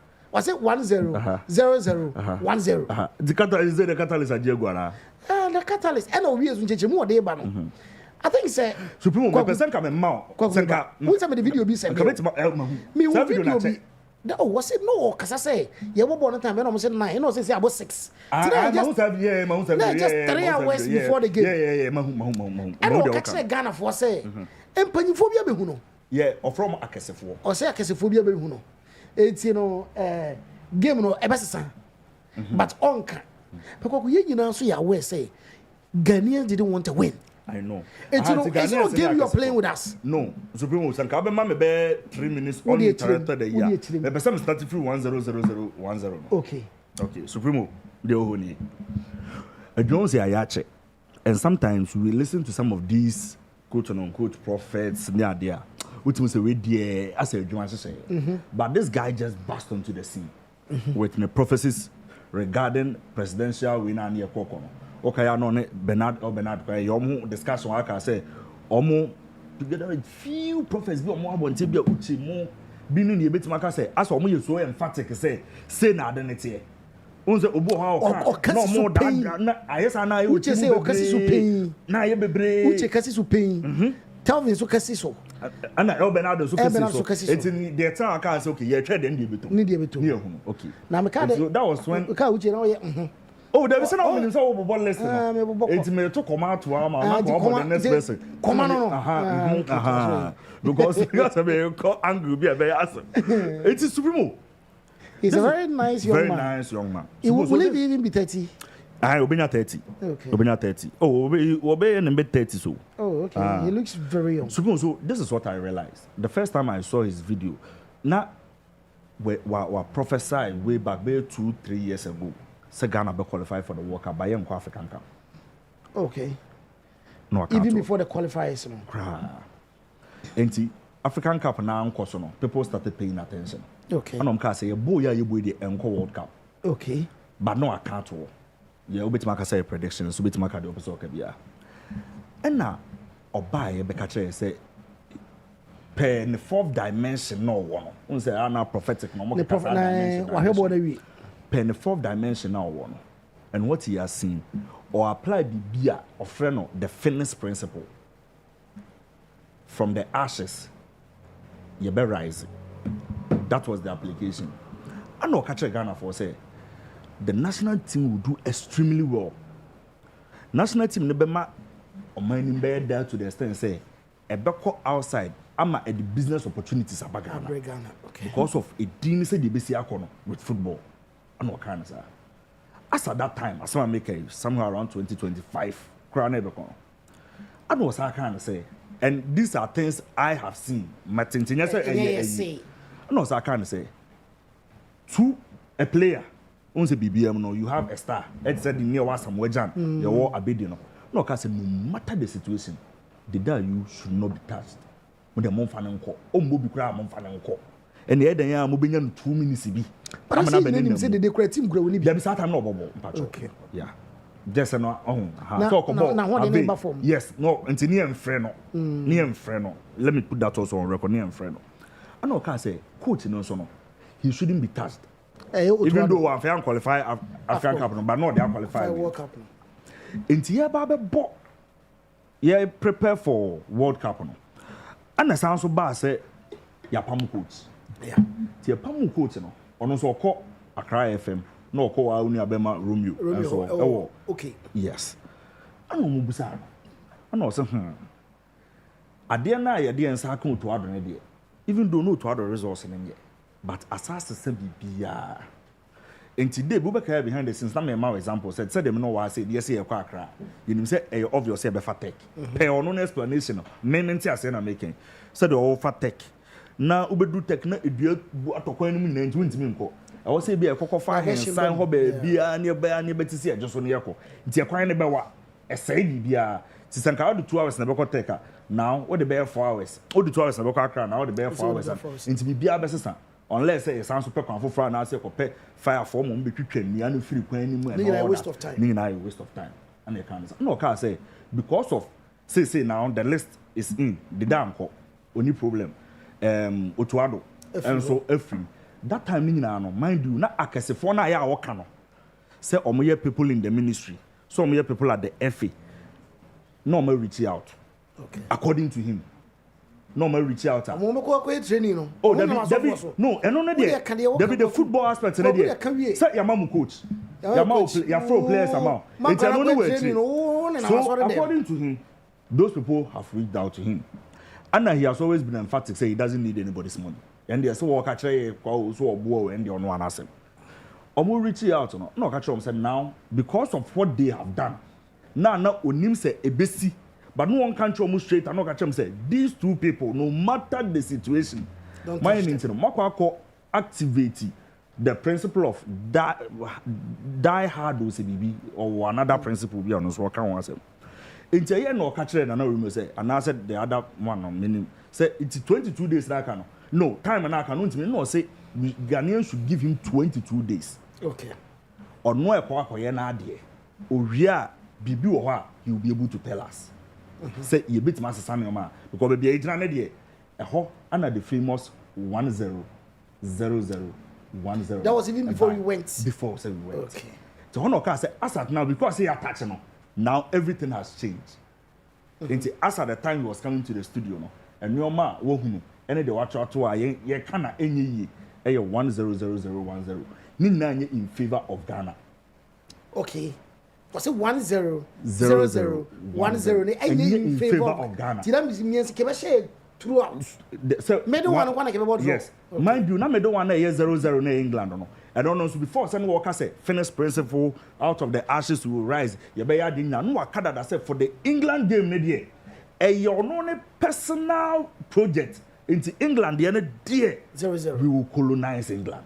Colonization also sure. Colonization no we say before the game no kra no we me ma ho dem ka before the game me catch say you bo England na me you bo draw kra man oh it's a win you who say you win the man yen wo Ghana ha England for bubefu and ye hu bi it was kind of say we no time na ebe so no ana was abai World Cup no ana o mu busa na say akwai say because time now kind no ana was sere bo pesere pa ana was say this is it Obia ka kire say in the fourth dimension according to what he has seen the 100010 obetima sesa and nyoma pa gidigidia no boa nemomo no it can be turned in favor of Ghana it can be turned into no so supremo na in favor for 10 now ontimi ebe din so obi foforo ebetima sesa sa you know but obetima sesa din no nti Ghana be ba be 10 what I say it can be turned and after starting 10 and the 00 so a year and about that never 1000 it's a ho I know because say boys are starting to bet onunu oni so boys said the score line correct score no e twa bet anka mu twa mpo a boys no investors no mu de nka mu ntwa nhyɛ mo ho but say in the phone so na aye flooded the boys have gone to the extent so omu show appreciation which he doesn't blame them ebi mo send 2000 Ghana cedis ni na mo e ma no na on pesa say ama ono so da on the body of Christ any problem say o lead the boys no into a place and so lead you omu to and so until say the boys can convince him say the bet no enye sinful na there on foaso 2 akesefo na right from day 1 omone na ye adwuma no abeka akere ne say third game no they don't want the outcome now where they can akere almost say beba no oh but mind you what's what catch him say as I say nobody can touch it and yeah is as we touch it okay to us but you activated the one you activated the second it is a one GB akere ndia the first 1-0 no this is it before said now 1-0 na beba no you beba first game no so one GB and this is what he said game na beba no e was say obi pratnase nine ultimate to a game no so what I say enti all mount 49 minutes you bodu sa 49 minutes na you bodu sa 49 minutes na this is what you see na me say be you can be screenshot be my manager enti you bodu 49 on say first half there just 45 minutes enti you be first half na akaya atizigi pry yes ana atizigi call first half atizigi amabiem wa obenya live stream ni so hwe bia ada forward ya fa call the 49 minutes 49 minutes ni jaho me makwa akohwe ana me de me understand the neighbor so wona me nya adwena obetimi akere wa adwena so wo ho uja to 49 minutes na wo hwe a obo se 49 minutes no ena ayi for me hwe me de no sporty YouTube sporty omo e confirming at zigi wa begina touch line wa begina sa dressing room na no ho omo confirming no omo de ade do to no so unse football wise and there yes a confirmation of sa substitution so ontimi mabiem e to no so ana omo de ko to Benjamin Asare so and mind you Telvin has said say something will happen on the 49th the moment onu ni behunu ana omo de be chen say this is what has happened no now why ye there e was wo ye ebe team no akono say the experiment from the Wayama any is activated Atizigi e balok and so for the Atizigi issue no asan so aka say Benjamin Asare from the onune hu must be in the post but start na Atizigi what I say into the time my boy a first friendly match second friendly match and obvious Atizigi bedano and we beka say 49 minutes something will happen you be hunu then it will be activated. You know, say that same 49 minutes, no, or small boy in the calibre, enya me and you keep a boss, the same 49 minutes, no, and not the flipping 94th minute. Because nobody can remember Supremo Meba. Because Supremo Meba. I say trouble to you know, Supremo Meba, trouble to him. So trouble to my culture, Supremo Meba. So he has given you the signs. What I say? In fact, when your signs, the signs are so obvious. Say everything he told you, were coded. Before that, nobody can a similar thing. A war friendly match na your boy. Say the lack of coaching in here to push us through the group stage. Say ya interest our lack anymore. Still now we will be stuck in the group stage. And first friendly match against Mexico, and you coach in the Tana bench. All these are videos. Ne lack in best start taking effect. Best start taking effect. The last day. Yes, and be shame our group stage honor because anka win no ebeba draw ebeba rules no na fe aka ewo Panama honor then the 2 games na no aka. Okay. These are things that 10 bia no can want them. So fast forward the last game. Anna or debate on the Facebook say before you watch the last game, Kokoshen the last video now. And he was emphatic about the betting. You know, to stop the boys. You know, the bit stop the boys in that. Call boys say 1-0 no, 0-0.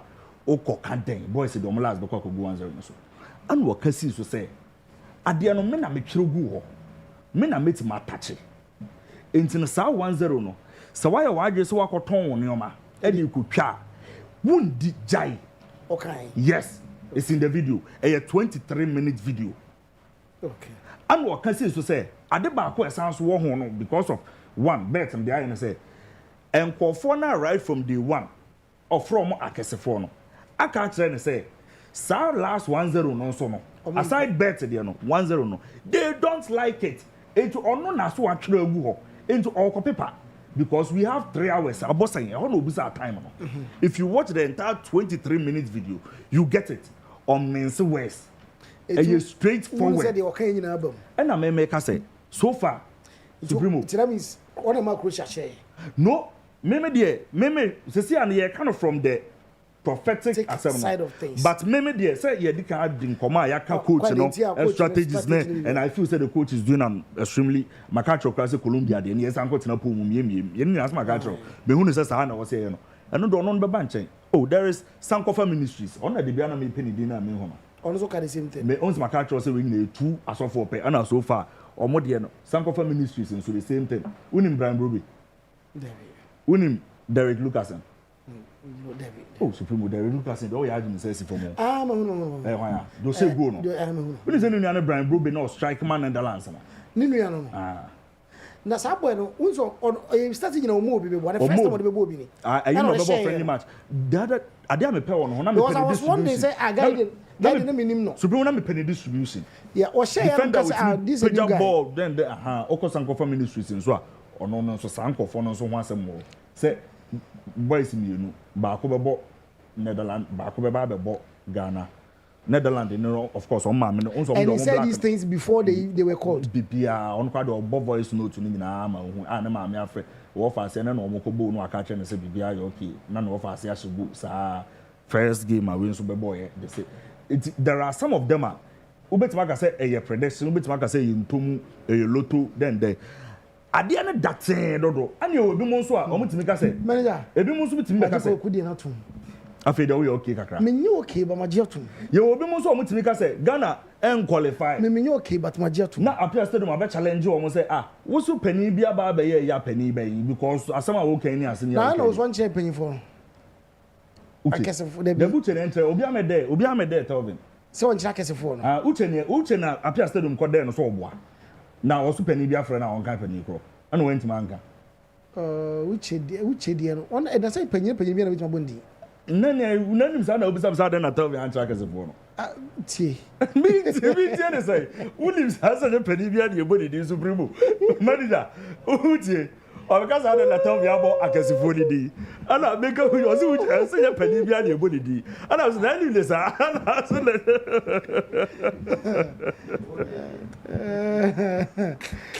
so but it's well but I still believe say football has got nothing to do with spirituality. Oh yes. Honestly speaking, in as much as yes you can yes. I stand there say spirituality football. But Supremo to be catch say bo be so 1-0.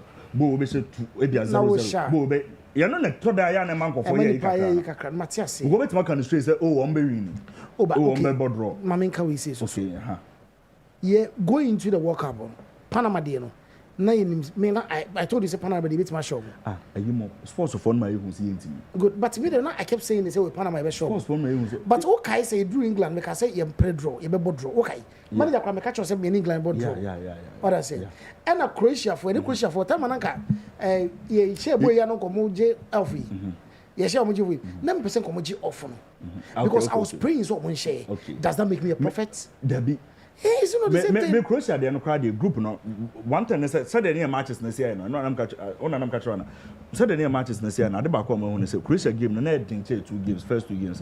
Om na hia points dem more. To no money abremo. And so make I say me I kept saying say we should lose it.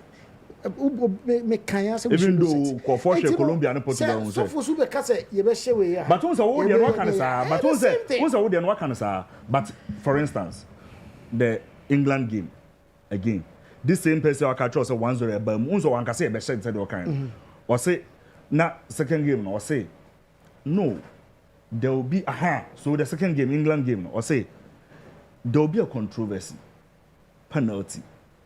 Our controversy on person with Ghana, but we will turn it.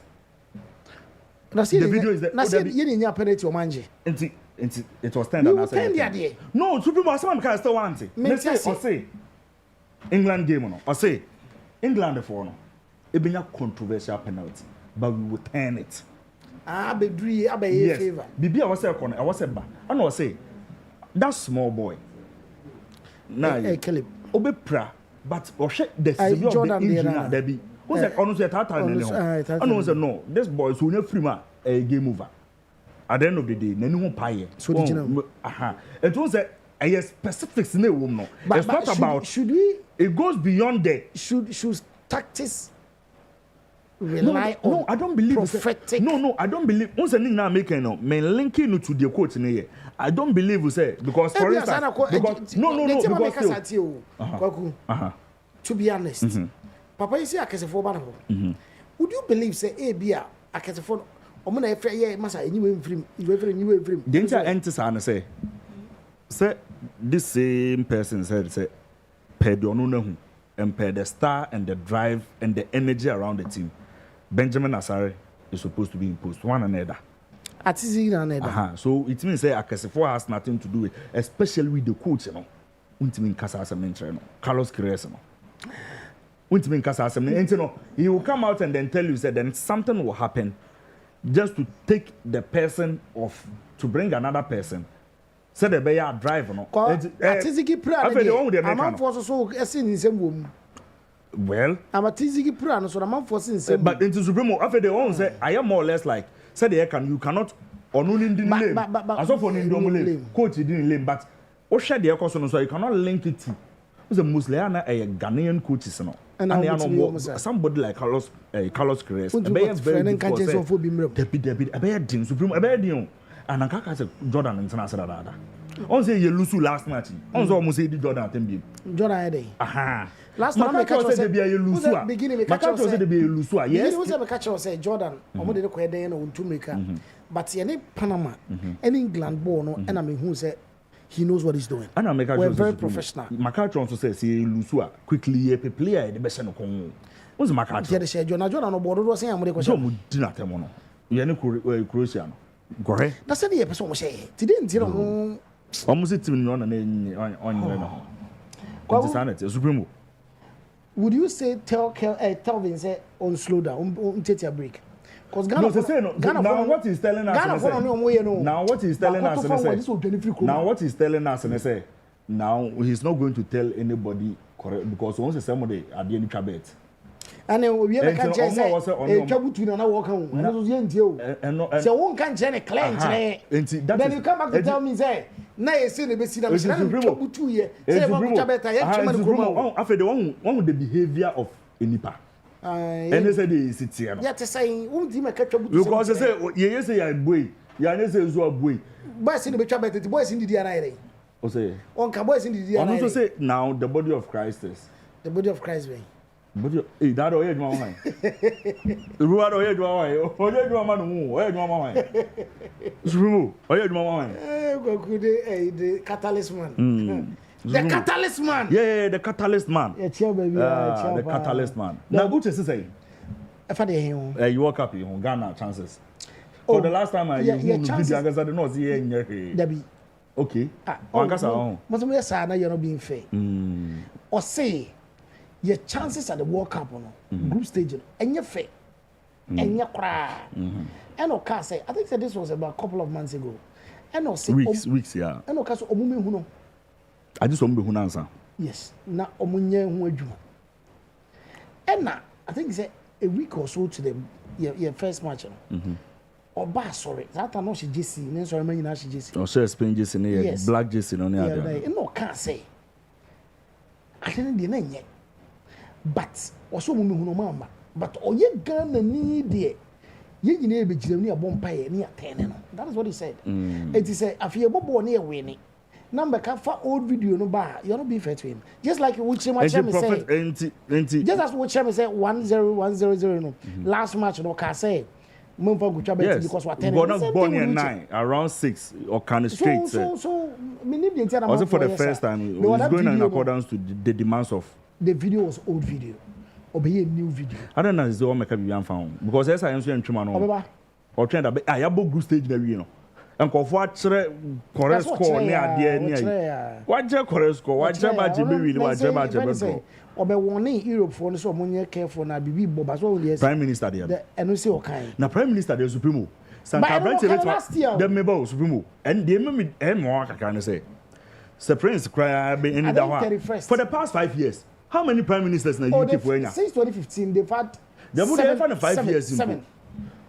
Obiano was trying to first time cry that. Enti ayana ho there UK prime minister assembly it was not happen. India ni obey prime minister could dey say. And they tell see no okay say heat wave ba. Heat wave no so my warning. Oh na summer heat wave. Oh but last year wasn't like this. Last year wasn't like this. Depending on the last year it wasn't like this. Last year na summer. It was one friend BBC prophet and they are not being fair to him. BBC. I go. You're not being fair. You're not being fair. BBC is saying that BBC. Because he said it. Actually said it. Said the heat wave is coming. Okay, it is hard on Nike and it's okay. I bet bow to the extent say. Okay, say be wu. Say be wu. Unasa fi be abro fi wu. Come to me some credit. Last year I abro. Last year wasn't like this. I fi be owo. Almost so so bu we ada. I fi be owo. But let's not worry about what is it about the new generation of prophets? Okay. And crypto. Cryptocurrency one year. Yeah, and what is it about? The internet makers say, on say Mahmoudian, I'm not being fair. One young prophet be on also bar, a very powerful guy, Prophet Clement. Crypto power. Yes. On say na so no mo go for no agenda because on say mo so go for no agenda because be 2 weeks or 1 week to the World Cup no. The metro and waka say things are not looking good said okay no one here yin win back okra. But ebeka be 2 days or 1 day said the uche there na on also ba out be kind of different thing. People have ignored that. And on my far we no no so can one but no kra na kan one. He's been talking about crypto. Telvin. He's also consistently been talking about crypto. It is also Yina. Until America say, what is it about? Oshe Nesani 23 Yina Americana. You know, so one say there's a particular crypto be or can one say a hundred the obit market say they should go and invest or stock. Emma catch say a particular rate, nobody should do it. Well, who in the fourth dimension say a bet get it to 17, at about 14 per property crown about 20. People didn't do it. And now they are worth millions of them. Then they are doing in our church at night. But what is that? You know what is the difference between the crypto thing they continue to champion and then the betting? But well, who's a crypto there? Who's a rising now falling? And the betting the end the same thing. Until I'm what is it? And why would you what I say champion this and not? After the one the body of Christ as one yana. And let me be say, also me no, I'm trying to be fair, I'm trying to be sincere and all that. Say football they may drown each other, but Uncle Prophet Timia, what I say, Prophet Tobin Timia. Suppose so be just so be feeling wa. I was go agenda. Tell me the so feeling. Me feeling wa, but Papa, I didn't see a bet in the boys no. The first person I introduced me to Telvin. So no, I can ask him. No, me want that. Yeah. I think say after about one before say omo beto aba never get into about one. The first time I can ask him share me time I Roger mo yesterday say yeah, na me in the videos say I'm so apie. That was when I started seeing him. But it's so good. And Metro from so Sankofa Ministries. Apostle. But they should be careful. Apostle. Me make us when you're careful. Okay. The truth of the matter is, it is not part of the mandate or the Ejumana, you know. Okay. And come.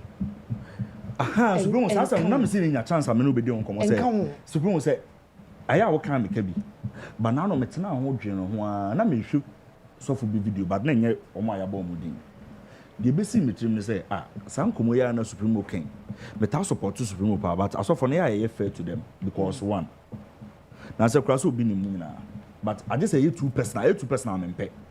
nti ye papa penin kese ye papa osu bempa so do be e personal and on the ana but a coffee say na unse ye ni we no say ya hwe e bia a full hour preaching na wa wie no and say the Bible ntin ye na ye ho no kakra 10 minutes then they bia wa wie na abusafo ye message am wo ma Ghana because sankofa ministry ma hwe na yida o preach the man can preach preach the man supreme the man can preach for like 2 hours when in her okay only preaching in the voice that form OTP kasa kasa chiri mu chire no to we are or say na bia o ye the way or say e bia a decent abama oman ni so oman ni betia ono na started championing the yellow jersey.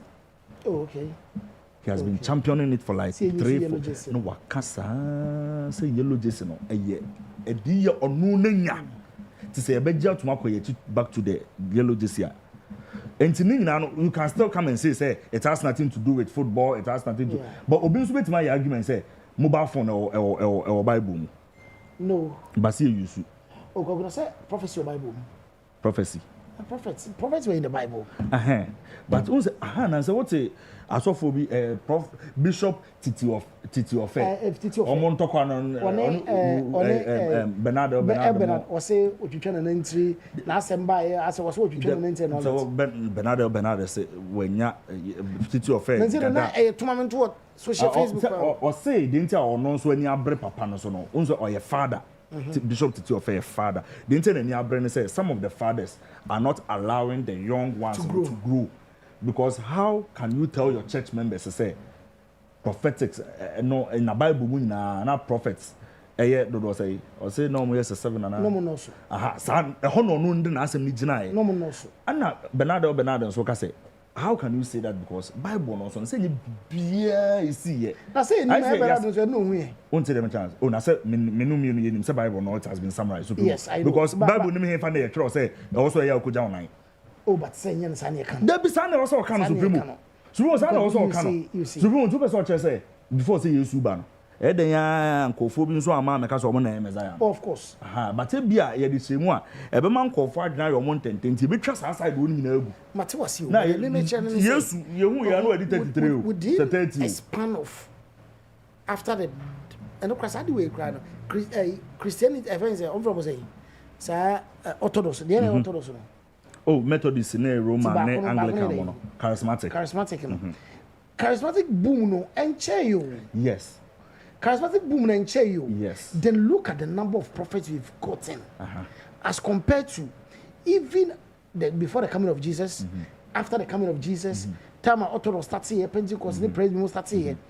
Who compare this number of years, thousands of years, and then you come here. Now within this short period, less than 200 years. Less than 200 years. So say less than 200 years. And this charismatic, charismatic. The began had they say 80s in a year, late 70s. It would make from a BM. Now just look at the number of prophets. It's too much. Supremo is only it's not too much because Mr. say the Orthodox sometimes a whole lot of limitations into almost of one they limit them as to what they can do, the extent they can do. And into the Pentecostals and be now charismatic in the Papa Ponsa, Papa Boshe, until be brinano because now Omun is a jana the room and that yes. And so a bad then say, now when say Roma fathers nibo dear power, but a bad thing so Rebecca was away a prophet to Roman and away a prophet to Methodism. Aha. It's not be brain who say a jano fire no. Most of them even though some was be brewum. Some was in those. If some was be brewum, but prophets and also prophets you know there. Now say charismatic and start to crown and papa dankamo. Omo ye the charismatic na no mo shenko fu nkran say yenye nyame so mo mfandi hia na omo shenko fu omo di gya no kokko ye adwuma Also, omo prophetic in the crown. Say, I prophesy unto you that a year today you'll be also sound no prophetic in the crown. Starting you prosperity preaching. Aha, sacred normal prophecy. No, a year today you will be having your baby boy. You'll be having your but never cry and can be ancient. But or can they assume crown now also working towards it? And it's like say no, a grow to the extent say the young prophets will make come getting color send with them natural. But if for no so far, oh, there be intervene gum. Intebeni de omu gum bebre but no so nkyere say papa fo no so ntwa omu nyina mu na emfra omu nyina eno no be ka say onu so video a won so akosra wadamfo bi e wa asoro fofra won so prophesy Ebenard now that is maintaining oh there be oh na 2 weeks ago obeka say no ka say beja prophesy afela be beba lo ko sa so be say kraba Ghana na say tell me na fa no. Oh, any competition. Any competition. And then, of course, you don't want to accept it. A competition, that is where we have the problem with them, no.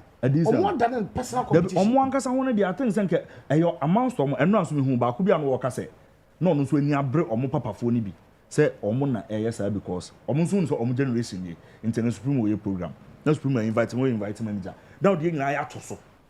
Say, papa phone be before I catch you. Say, why are you associating yourself with manager? And you know, Omono. And that's what into words. And Omuna, so they look up to these fathers. It's a papa. Yes, ne papa ni hankia. Na hankia can say, I didn't know be program. I would manager at so. I feel no I. If you know, I feel no be issue. No, mu picho man 90. And so come so say monso no. Monso mu di mu ho agro. But mo no was all level na mu di mu ho agro. And you what the next generation or monso do ho agro. And every young generation now at least yes because we will make mistakes. They understand say they will make mistakes. More ho some obey we. And then they will grow. Almost there will be a new generation coming. But a quiet to say, as a way to say now the way I say now the way you see, Tama so for no more doors on not one so doors. What's the end of oh yes. See that means you're not doing their work well. Yeah. I'm from an from no castle. Yeah. Yet the beer the way be castle. I'm on castle. But do change or bar or no Bobby preaching or baby. But it's anyway. The no man just see a story. No. Oh, the no man just see a story. But do change assemblies pastor now. It's a code that's last story maybe cover the trend there. Or can say bibi betwam no preaching. As a code in da. Into all can say in front example 6 packs betwam then now sorry baba could tell Sakura was with you. Hey, I don't know. I did ask you. Very funny guy. Also I will preach power, but on only the target in you to know. Once the home penny for be and naturally no one say. To you to know. As in be yes, and one more freedom is a money the mopedi. He has sorry mobile mobility as some. And then mobile the mopedi as a more would yes necessary sound. Also line on. It's a simple crown pass or you say to be answer them why am omunye me it was asam no said asam no yo asam no ye no omunye mind message there mo fa ma ho omunye mind message say obviously say adults do want to be and am dan pare kondia na Elvis enye na buti we be say also mo be offense about speedy pa tete no go defend say office of the day prophetic given mama a new month they be not adults. Yes, so beba no masala we gate no. So see famra. Eno ma ye hu. Na ntima ba no ma mlore fe. Obi aba obaji akọ. It's all good. It's all good. Marian Jamra. All right, you're quiet. Aja Amankwa Herbal and Prayer Center. Aja Amankwa Herbal and Prayer Center. Abuja America di omo dance ya chana meko so dia dance na kofim se mema ye be di on. Appiah Stadium. Nka bo ye koma won so. Munya daje no yiri nei wunyina ye koma mo Aja Amankwa Herbal and Prayer Center ye bona mane say the pennies engineer bema de so nya daje no yiri deda so otimi ne wo yiri da na obetimi no yiri da so obema se mu ye den obema o se gina ho posi ebesi posi a e wo se yare bi e wo mema ho obi ono ma o se me bema fun obi ono ma was me botso obi ono was me butu so no me change style adwojo obi ono ma was depi enye ni nyina jama nkwa se bra na me solve ma ho was the bia so na me sisi was waist pains eye problem be kan be ma bra na me hwe ma ho eye gonorrhea na ana say infection be na etetew Eja amankwa Herbal and Prayer Center. Say men can show. Say brano shemo. Low sperm counts. And Tiama wo ho din. Friend 0542197419. 0506949489. You almost my 3 Junction Road. You free Eja amankwa. Friend numbers in free. And now say a new so you can come back and talk to us. Yanko. Prophecy Skincare Clinic. Prophecy Skincare Clinic. I was at Crow Kucha and then Temo Pro a yam we utiana rashes at Tiagu Obi on my was skin dear me Benny Pomcranam ferry. And nothing a Prophecy Skincare Clinic say bra. Quite true, Uba Shoma Estates. I guess what Junction or any o. Branium fan her buying count. And then the bay antibiotics a court 2 days na saba, antibiotics a court 3 days na saba. You're free your Prophecy Skincare Clinic. Any problem be a war with the any piano. Braniama with the any come tuntum bra. Fraser 5340848184. Your Ashoma Estates. Your Bang Agis Sports Junction. Bra. Anas Boy Enterprise. Anas Boy. Anas. Maybe I will be a child baby. Abuja. POP once and some. Say ye POP. Or be on my say POP designs about. But you design be say, hey. I'm not saying boy Juma. Na ene feke kengo. Ahodi wom. Na say POP juligu amount for what? Se wo POP a efe. The price no form. None most important thing a year safer. A Anas Boy Enterprise. Or ye POP, or ye interior decoration. Any design be a winya wo fie bia no. Anas Boy Enterprise na onyama. The number is 0246 113461. Anas Boy Enterprise. We're experts in modern interior decoration. Glow washing powder. Glow washing powder. Glow washing powder. Abuja detergent bebre abadwa so. Me mebubo bi edin wa. Ba wonim de make ho asem. Wodi senior makura ni mpai. Empu ohurumpo. Utwitwi bata usa wonhu hwe. Wodi gu washing machine mu wonhu hwe. Usi nkrenta de wonhu hwe. Wo be posasa ansa na finye frim. Dabi, yesi bagi glow washing powder. Your body running say was see me twa me brightening. Wonsu twa brightening. Glow washing powder. Washing machine beti be de agum. Ufie cleaning. Where would you see atade a eyi pampan bi afrim. E mani ti say wine say kokwa, wo say kokko e fita e brown e kama ankasa. Koja so akasa me pe glow washing powder. O pedodo atu a abuja ye wo Comfort Shopping Arcade no on first floor owner of Comfort Shopping Arcade e wona ye wo Accra Central komo na minimum di UMB Bank so the UMB Bank in Chenwan ye wo no o ba no wa yira 020 662 2220 and 0245 448879.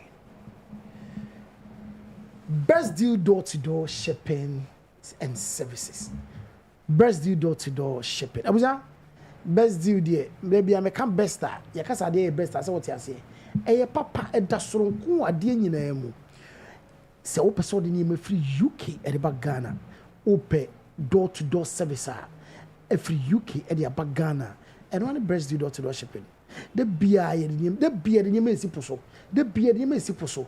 Eti nya afi na ye be fa oniema yes ye boa 1 month ni ntwi fancy poso. Dabi. Na ye be show data oniema be kwa koduru. Sa time pepepe na ba bedru. There's something like on the eba no e bia to nsuo ma yera obaye oniema abobo papa dabi. When it's best deal there, you don't see those things. Anywhere in UK, just give us a call. The same way, anywhere in Ghana, person they connect the call. Obi ono mo person ya personal shopping at the mano. Adaje ni poso. Elunti no obi a why busy. Ebi kra we to for UK. Obi ono ma obedi Ghana no person ya shopping UK de brand no. Or US but say shopping UK de share no Ghana. Odi no so be phrase 077435348557 and 0241961165. Na best deal. And for one name free UK Emra Ghana. Zion View Construction and Services. Zion View Construction and Services. I don't see Ujuma and a yeti. A bad dance CNC diamond. What was I saying? Adaho plan kora be ye kora no hu de ye wonye ye be plan bi amam awuja wasi den no dura bi kakra akwantu mu nsem wo diska be fie bi ani edi wo de be fie bi ani edi wo so kora wo ha no ba wo ko kuro makoye no wonye wo fani o de sika no be twa nanum enu nti ne sema ma Zelvi construction enye adwuma na ma wo obe take charge of the property baby adru bi obeto aso obi o yesi dan na bo no wa ye no basa pillars e wom kura ye hu animu ne hu akire Zelvi construction ebe total remodeling e de amount if you no damness e dan ho fufu to bibre Italian graviato na ope stamp concrete na ope ana epoxy floor e na ope ofio ni nyina ye Zelvi construction and services Fraser 0543123829 and 0249 711 659. Nameka will say end back with Lemfi. Share Lemfi and get 100 Ghana cedis bonus. Charlie, you say there, you say work smart. And then 10 I will say baby I say. When you say Lemfi there, who person this send this free a year UK, a year anywhere in Europe, Canada, US, at the back Ghana, anyone in Lemfi. Man, we say it is the easiest, it is the cheapest, a instant money transfer. Now, and no one done say they say, what's sending our first transaction? Say US $20, £10, €10, you'll bet you free. But any one done say credit meeting say you. I don't see any say me will learn fine. I'm a share link in the amount. Not say what's send the first transaction. Who know $20? Let me mean 100 Ghana cedi free. Who know £10 no? Na me sumi 100 Ghana cedis free. Who know €10 no? Na me sumi 100 Ghana cedis free. Etebusia share link no. Share the link. Emma wadofo. No mu use na. Imagine say the part 10, the part 15. I use a link. Edia send their first transaction. What boom? What blow? Share the link. Ebusia na Lemfi and sort out. 3P garlic mixture. Piwa can idea bedja so. I was a garlic idea. Minu nim dada. Nya fe na bedi garlic one dance ya chiro. Say garlic eko widie ma. Eye mi blister kese pa baako. Eti wo se wonunum bi. Na ani je se me say 3P say. O kwa kwa garlic aje manum e na garlic ne we ya e hu sensem bebre say de ya process ya ma. Ya mana is simple de ma. Ya friend 3P garlic mixture. Eye mi booster kese pa baako. O system na you weak why you mra e 3P garlic mixture o kwa feature o menstrual pains what ti yaw enya normal we nya 3P garlic mixture o 93T o se anansi acheme anansi no da okoti police da ben obi on mo se blood pressure ne se wo soro me sugar level no ba bia ne nam na nye wo se me mu ayedru e stroke na akame ato dem de wo hia e 3P garlic mixture o ko any herbal shop a obenya bi ato Accra ko Kinso Keba abenya bi ko sam heba ko for the Gapsin pharmacy any ohinana heba kuma se kodani heba na kolina keba sana hosi o abet sam heba Fraser 248928824 and 0201 000021 se open do to 3P garlic mixture and one dance no kwa Subimu ye dia dance here no ye de ye mpo na no sa Osama no no Wednesday. Okay. Was it somewhere? Nipa na no waka no de ohun so de hun say the summer city. Was what that is somewhere. Gana grow here is I grow here is super. And can for no subimu ka bi tro my Mr. na. Kwaku and cry for no dey. Omo problem be bree omo each of us send your messages so and then so I think say through Facebook aban no eja amber alert atum so nkofo enhwe omo ba me so futu am ka che guess no enka ma obo enka cho se nsu ato awode ni tifamu bra em ko fransuo nim na jori se makofo buta den a me boy say ne me nko ba bia dia awode ne me mra fanyansa ton yeah boy say any da boy be no be sa a boy se no be oh yeah be you gonna man yes remo stay home na yan tete ye got your drainage problem here too big. We have a problem with the drainage. You know, as much as we are indisciplined to Tony Maguya gata muno, the government should also up step up. The government should step up. Here for the map permit, me see that see waterways. Here for the map permit. Ramsar site ye baby a yen see dying. E didn't see that see wo. E then I yes frem obi amana ni na ho obi amana ni na ho no obi anhwe ye ye bom pa say yente casualties bia after this yes ejapade de forget it nyame wo benya bia hwem enkwa ne hia obi amana nkwa ho ban kwaku de yes frem obi ano yes frem obi ano Appiah Stadium so nkafra. Appiah Stadium so kafra. Nyame na di ho fofure. Nkwa de nya no mpo. Ade. Na una time. My catch no. Eja man kwa. Me da Appiah Stadium number be ma why frɛ no. Odi ne irache. Appiah Stadium pass bi di me irache. Odi irache sei. Baza. Sano ko so di ne irache. Oh, go ya ho de ketwa na you hear more natural. So the old Appiah Stadium voice no. That's what you. Me di me irache. Appiah Stadium so di ne irache. Mama get the friend say. Ella Diaries, Ella Diaries. Hey, enya some mistake ni bi en wate. Aso so pacho. Enya some mistake ni bi em da. And also TikTok no adwen say, woni panyini bi ba be gu panyini bi enum asa yen twema ho. Mu nyina mu mani na ho. Yen twema ho. Uko na nkorma awusika anka ba beka. Se wo kono ena okache wo se wo leji 10,000 na na fa etu about ka ba beka che. Ka me ka ba fro na fo aka chom se chele mache big man. Ko ku ya rap. Oh, Appiah Stadium we say onya cash o. Hwade oba nkre ya. Oba nkre o so mo 5,000 na nambo a. Enkra no me paint no dro mo 5,000. Now one talk can chana down for back. Yes. Boys no them start. Samijam fiase ye. Bloggers watch show muska sa. Eti no okase wo che bloggers ka is true because no we hear program asem. No we che muska pa wo no. Eti no mami munya sa. Me say ma hu ne ba bia okoi wodin panifo ko shia boys ni bitte so bom che la ko gina o twen. E twen no odu no ofrom nyina so. E so to nyina. O so to obia.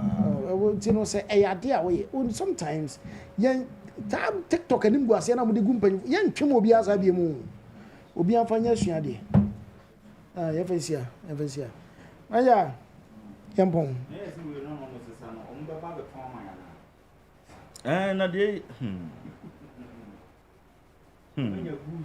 embarrassing no hu be kombenko na enye tiro ano no boys tiro de na board dey 35 Ghana ne 25 Ghana fridge ne de ne be fufuro na no mo peja obi dem fridge na fridge afa nzo mba de no be betimai fridge afa nzo mu sei adwe yesremo obi ahwe sometimes Ghana nko na petrol tank nya accident ani ejiro ne yesesa ana say on the pass no mo de club and yet what glass na papa yo yes woni e no o fa no ahwe won se anon pai na inside me maybe diablo maybe diablo yesremo maybe diablo abuza fo nyame adma Wednesday be say share obi ahwe no so ye Wednesday be kwagu mama fa we ntwem ansa abuza me son camera ye fi major 1 week in time aso ye I major 1 week no 1 year the 1 year was actually on the 28th of June na abusuano ka say omode I share the first week of July okay but and nemenya confirmation no say if it is coming on this weekend that not Wednesday mba makachro and nyame yadma Wednesday need yeah and I go see updates be free ho the update no make one match okay make one match eti abusafo nyame yadma Wednesday your information be break edema me do bibi ase nyame show bibi no show bibi aso akra no yefem na fa me taxi driver na enkane na misisi eso misisi ama kame na ato na twetweme binya 3p garlic misa no aboa me pa odunu asa miracle bi wadro no sese mafunu kra se die sia twimi ankasa me humi esi so sese me humi ana esi so obeka se die bibi hye me so bi no ni na ye normal ni bibi ne tinu ni tipa me sa 3 days ni na edona ankasa de nyankopon de ayi bi ahodi se ma ebi ko nyasa mketo ana se we de me fro aka so na me fa hye me nkwa no me de abe fa 3 years ni ana asa me gina ho a me na mo se sinya hye me kwa me we de ameko bi amu se o ma tmedu da ba 6 years ni o